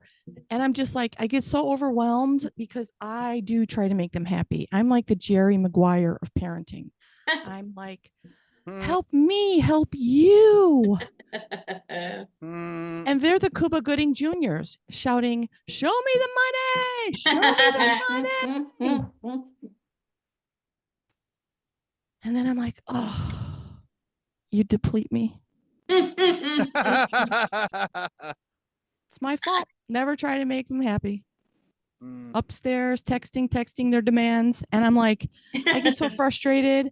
I yell upstairs. I'm like, just pretend I'm dead. Pretend I'm dead. So they pawned all my jewelry. They're driving my car, and they started a GoFundMe for my dog. Yeah, for my dog. Can you believe that? I'm Denise Medina. Thank you so much. It's great to see everyone. Thank you. Yes. Give it up for Denise Medina. Yay. Yeah. Let's hear some claps. I want to hear some claps. My shirt. And now it looks like we're down to our feature, unless a guy named Paul shows up. We got Claudia Bonavita coming to the stage right now. So let's bring her on with a round of applause. Bring up the energy, you guys. Yay! All right, that's right. My name is Claudia Bonavita, and Bonavita in Italian means good life. Isn't that great? I'm married 36 years. Come on, let's hear it for 36 years, right? I keep asking my husband when the good life's going to start. But let me tell you a little bit about him. He stinks when it comes to using his phone. He can't text. He doesn't understand the lingo. So I texted him the other day and I texted IDK. He texts back, what the hell is IDK? So I text him back, I don't know. He texts back, if you don't know, how do I know? You texted me. Then I think I'm being cute and I text him, you're my BFF. He texts back, why are you calling me a big fat fuck? That one he gets. I tell you, and now he's making up his own texting lingo. So he's in the bathroom and he texts me GMTP. I said, what the hell is that? He goes, give me toilet paper. Then he's on the couch. He's on the couch. He texts me GMTR. I go, what the hell is that? He goes, give me the remote. Now he's in the bedroom, in bed. He texts me GMBJ. Whoa, whoa, whoa. Now, listen, I'm a good sport. I went in there. I undid his belt, undid his pants, started unzipping his fly. He goes, honey, this is great, but where's my Ben and Jerry's? Oh! And, you know, he's sitting there the other day scratching his head thinking, I go, what's the matter? He goes, how do you spell hooah? I said, WHORE. He goes, there ain't no war in hooah. I said, as long as you know, there ain't no you in hooah. And now he's got hearing aids and they connect directly to his phone, right?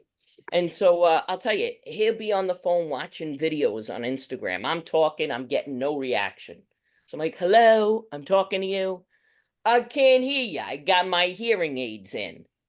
What the hell is that? That's like saying I can't fuck you. I got a hard on. And he lives in the past. He does. You know, he says stupid stuff like, you know, it's right across the street from where Genevieve's used to be. Or right next door to where Blockbuster was. The other day he says to me, you know the shopping center where Woolworths was? So when was the last time you left the house? Now that he's retired, he sleeps till noon. He'll do one thing a day and he's done. So the other day, he wakes up, takes out the trash, and parks his fat ass on the couch. He fat-lined. Beep. I'm calling it. Timer plop, 12:34 p.m. And he eats all his meals on the couch. He lays there, balances the food. It's like living with a 250-pound otter. And he spoils our dogs. I mean, it's crazy. He bought this food called Farmina. I don't know if any of you have heard it. It's made in Italy. My dogs are eating food made in Italy, and I'm drinking boxed wine from Walmart. Oh, I'll tell you. And the other day, we're sitting on the couch, right? And we're watching TV. We were watching Animal Planet. And there's a show on about koalas. Did you know that koalas sleep for 6 hours a day? They do nothing but sleep for 6 hours. Then, I mean, they eat rather for 6 hours. I totally fucked that whole thing up. They eat for 6 hours a day. They sleep for the other 18. I turned to my husband on the couch and I said, you think you're 100% Italian? You got to be at least 85% koala. And he screws up all kinds of sayings. He mixes them all up. He says things like, you know, we'll jump off that bridge when we get to it. The other day, right, I go to fix something. I'm trying to be nice, you know, and I'm fixing something in the house. He goes, get out of the way. Get out of the way. You're doing it all backwards, ass. I said, did you just say ass backwards, ass backwards? I'll tell you. And he mixes up words, you know. He says things like, you know, the other day, we should talk about our will and our final wishes. I said, I don't want to talk about that now. He goes, yeah, but like, what if one day you slip into a coma and you become decapitated?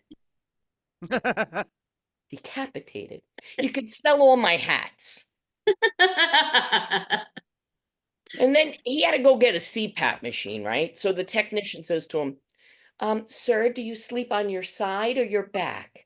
He goes, I sleep in the fecal position.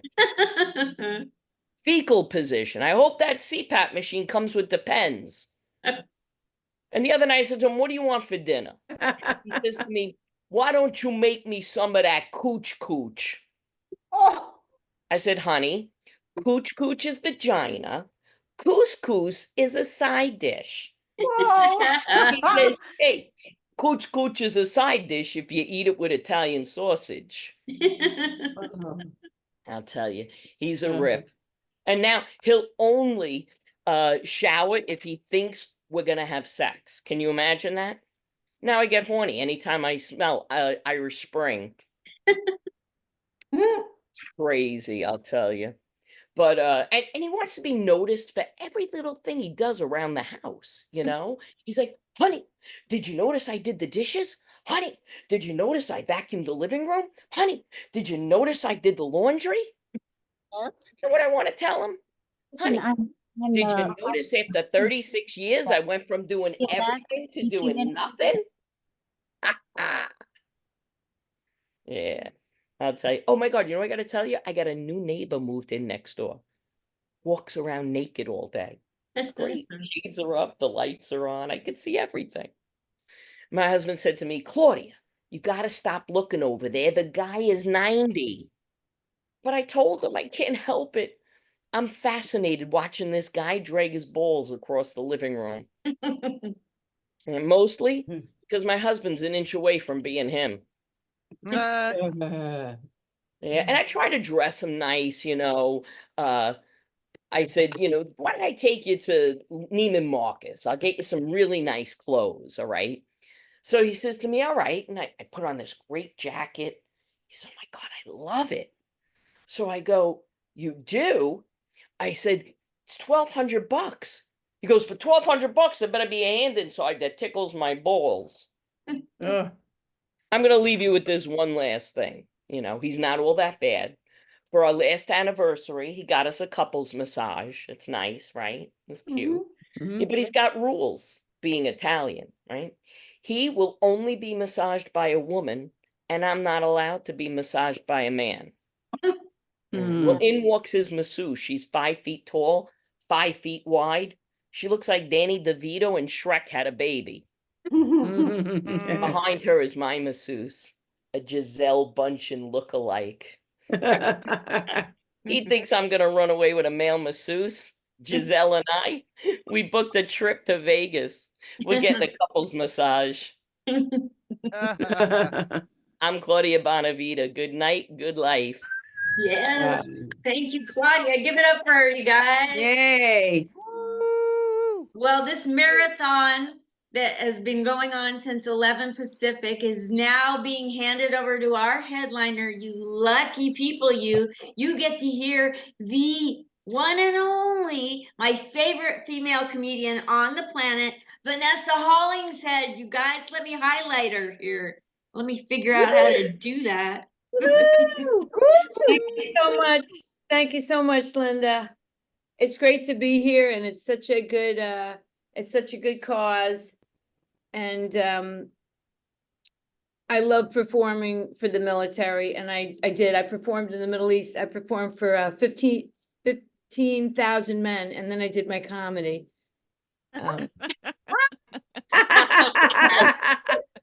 Ups do, so do I.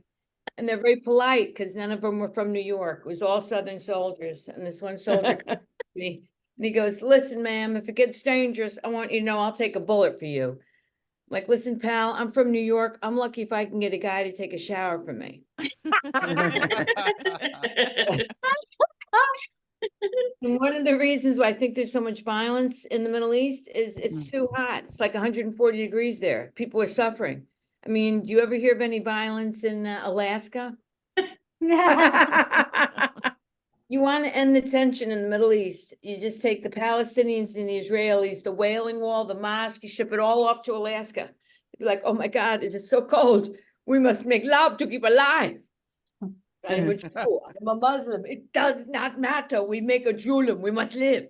Have to, you know. And I went to this place in Riyadh in Saudi Arabia. It was called Chop Chop Square.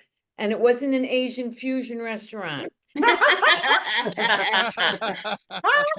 shopping block. And if you, when you steal, they chop your hand off. If you steal a lot, they chop your hand off and your foot. So you are fucked. It's not like going to Urban Outfitters where they say, excuse me, can we just see your bag? We heard something a buzzer go off. You know, it's like, excuse me, can we see your hand and your foot? That's actually how soccer got invented. Did anyone know that? Yeah. Yeah, I know. I Google everything. You could Google that later. In the late 1800s, two thieves were caught stealing, and they chopped their hands off. They're in prison. They're looking at a skull. There's not a lot to do. And they're like, you know, we're going to be here for a bit. We might as well kick the ball about. And that's how soccer got invented. And then the skull became the ball, and then it became soccer. So just want to, no one cares. Okay. Just doing the show. I'm getting a COVID flashback. This COVID, I did not take COVID well. I was not one of these happy people with COVID. The only thing I liked about COVID was from here up, I look 30, but it wasn't late. And you know, and everyone in New York reeked of hand sanitizer. So every time I get too close to somebody, my eyes would start welling up and I'd start crying because I would think of my, you know, dead father, alcoholic. So I got that wrong. Dead, drunk, alcoholic dad. and you know, and everyone, and the Zoom screen, it would just freeze. You know, I remember talking to my doctor and she's like, the x-ray just came back from the lab on your lungs and we, what do you mean end meeting? No, I don't want to end meeting. No. I'm like, I'm going to die. I quit smoking 10 years ago. What did I do wrong? I got, and let me tell you, I got a COVID after I got the COVID shot. Then I got another COVID shot. Then I got a booster shot on top of that. Still got COVID. I was quarantined for 14 days in a hotel room with 2 guards outside. I've got so many antibodies in my system. I would have to make love with a pangolin in a wet market in Wuhan eating bat soup. So I'm just. I remember in New York, everyone takes things so seriously. I remember this girl came on the elevator. She had long hair. We're both masked up. She faces the wall. And I'm like, why do I feel like I'm in the Blair Witch Project? You know, we just take everything to extremes. I don't know if anyone saw that movie, The End, spoiler alert, girl turns and faces the wall with the long dark hair. So anyway, I'm very happy to, there's no more COVID. I'm so happy this is over with because I didn't take it well, but I did master how to, cook for 1 and drink for 8. That was always, nice. I watched a lot of cooking shows. And I used to watch Chopped, and I fell in love with Chopped. I don't know if anyone watched Chopped. It's like, okay, chefs, you have a bowling ball, some marzipan, and live eels. You have 15 minutes to make an appetizer. And they do. I don't know how they do it. You're like, oh my goodness, Chef Izzy with the marzipan encrusted bowling ball and then the live eels coming out of the holes. I didn't even chipping my 2 front teeth. Excellent presentation. And they've got the I don't know if anyone's ever seen Chop Junior, because you know, after Chop, then I had to see Chop Junior. It's like, and if I see a show, then I binge watch it, then I have to know everything about the people. So these 8-year-olds that are, you know, these overambitious 8-year-olds just making me feel like even more of a loser. I'm already quarantined. I have no life. I talk to blank Zoom screens. Half of them are muted. No one's even laughing. I don't even know what anyone looks like. And now I got these overambitious 8-year-olds. And like, what I want to do is I want to go to the French Culinary Institute and I want to learn how to make vegan pear tartlets and I want to save the animals. Thank you. Thank you, Mini Mother Teresa. You know, when I was 8 years old, I was making mud pie out of mud and eating paste, and I was happy. And then the participation trophies, I don't know. I lived at a time where if you lost, you lost. You learn how to be a good sport. You learn how to be a good loser. Now, no one can lose. It's like, hey, Dad, I lost. No, Billy, you're the last winner. Dad, I lost. Billy, you won last. This poor kid, I hope he can get some therapy. When I was a kid, I used to practice, if I would keep losing, I'd keep practicing with the volleyball. Eventually I'd hit it over the net or I'd ace the test. And, it's not helping these kids. I'm telling you, they should start letting kids lose. I'm telling you, it's a win-win situation. How's this gonna work out? How's this gonna work out? I mean, you've got the, and I haven't done this joke for so long, I can't even remember my joke. Like, it's a win-win situation, you become the cool kid. If you keep losing, it's fine. You become the cool kid, you wear all black. You're like, I don't need to be part of the social establishment. You come up with a social app for your antisocial behavior, you become the next Steve Jobs. I mean, it's fine. And how's this gonna help this poor guy when he has to go to the workforce? It's like, hey, Bill, you're an hour late for work. No, I'm the last person on time. Anyway, I just want to say briefly, before I was a comedian, I used to be a musician. That worked out really well. What happened was everyone thought I sounded like Susan Vega, which I did. Only Susan Vega was getting famous and there couldn't be two Susan Vegas, So, you remember that song?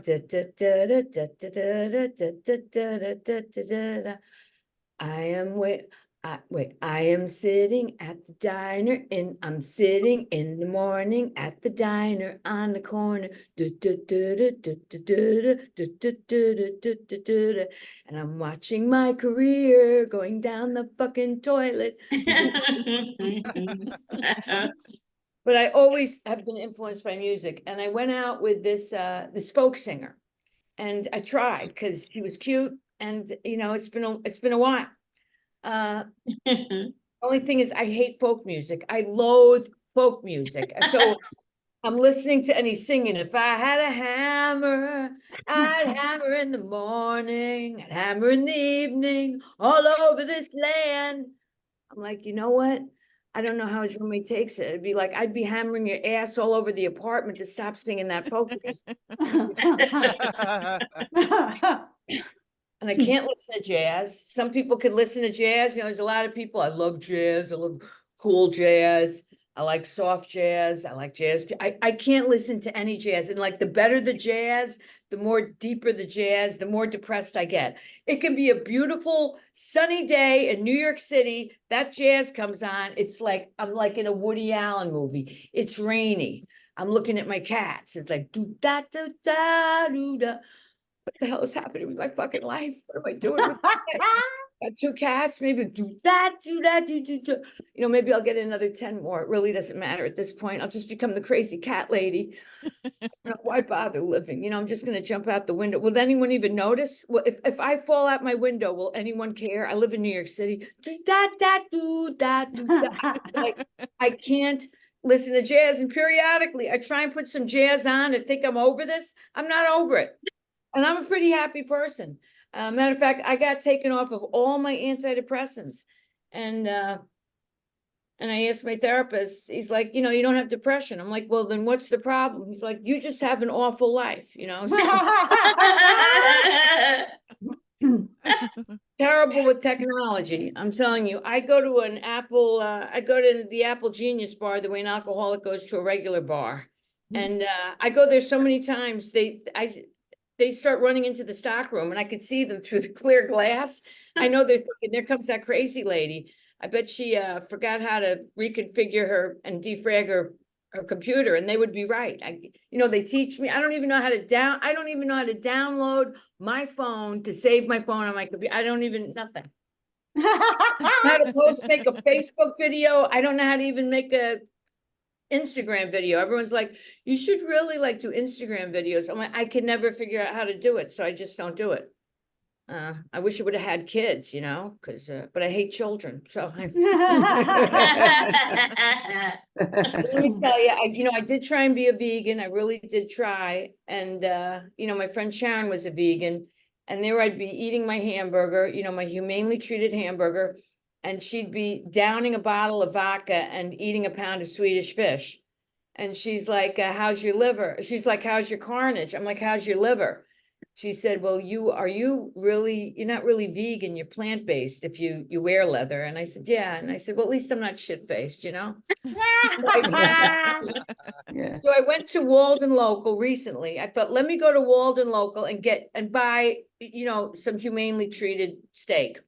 Well, it comes with a note, like, this cow was 100% grass-fed. Her name was Betty. We're gonna miss this gal. Farmer Mike. I went from feeling like a humanitarian that I was eating someone's dog. I mean, I literally, and I was like, you know what? This place isn't run by normal farmers. I bet you it's secretly run by vegans. Like, let's guilt each meat loving eater by one animal at a time, you know? Yeah. And just want to close. Okay, how am I going to close? Do you know that swans, ducks, and loons and penguins, do you know that they mate for life? When a penguin knows where his or her he knows where his penguin mate is, even in a colony of thousands and thousands of penguins. You know what he does? He sings to his penguin. I'm like, waterfowl is more romantic than half the men I've dated and more loyal. People wonder why I'm single. That's why I'm single. Let me just tell you, I live in Chelsea. I live in the safest area of New York if you're a woman, because everyone is gay. I could be drunk and naked. Someone would find me and be like, oh my God, we've got to get you home and you need to do crunches. This really happens. I went to the bathroom. I started putting on my lipstick, and this stunning trans female woman walks in. I don't know any other way to put it. And I'm looking at her, and she's just so beautiful. I'm like, I've got to start wearing more makeup. I need to get better clothes. And then she unzips her pants and pulls out her perfect trans penis. And I'm just looking, and I just start to cry, because I realized it's been 2 years since I've seen a penis attached to a trans woman. Like, what's wrong with this picture? Anyway, thank you so much. We had a great time. Bravo.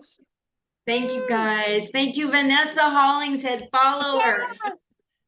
Thank you. Awesome. This has been great.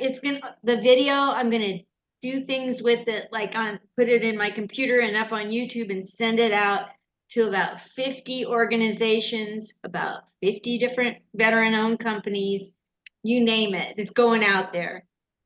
I've been liking everybody on Facebook and on veteran-owned businesses, and so you'll see that it's going to get clicks if I have to bribe them with my body. That's good stuff. All right. Thanks, you guys. Thank you for coming on. Thank you to Janet for bringing up the idea of helping stop soldier suicide, being a lovely co-host, helping me, and you guys for all your great comedy. Vanessa, thank you so much for bringing in the headlining spot like a champ.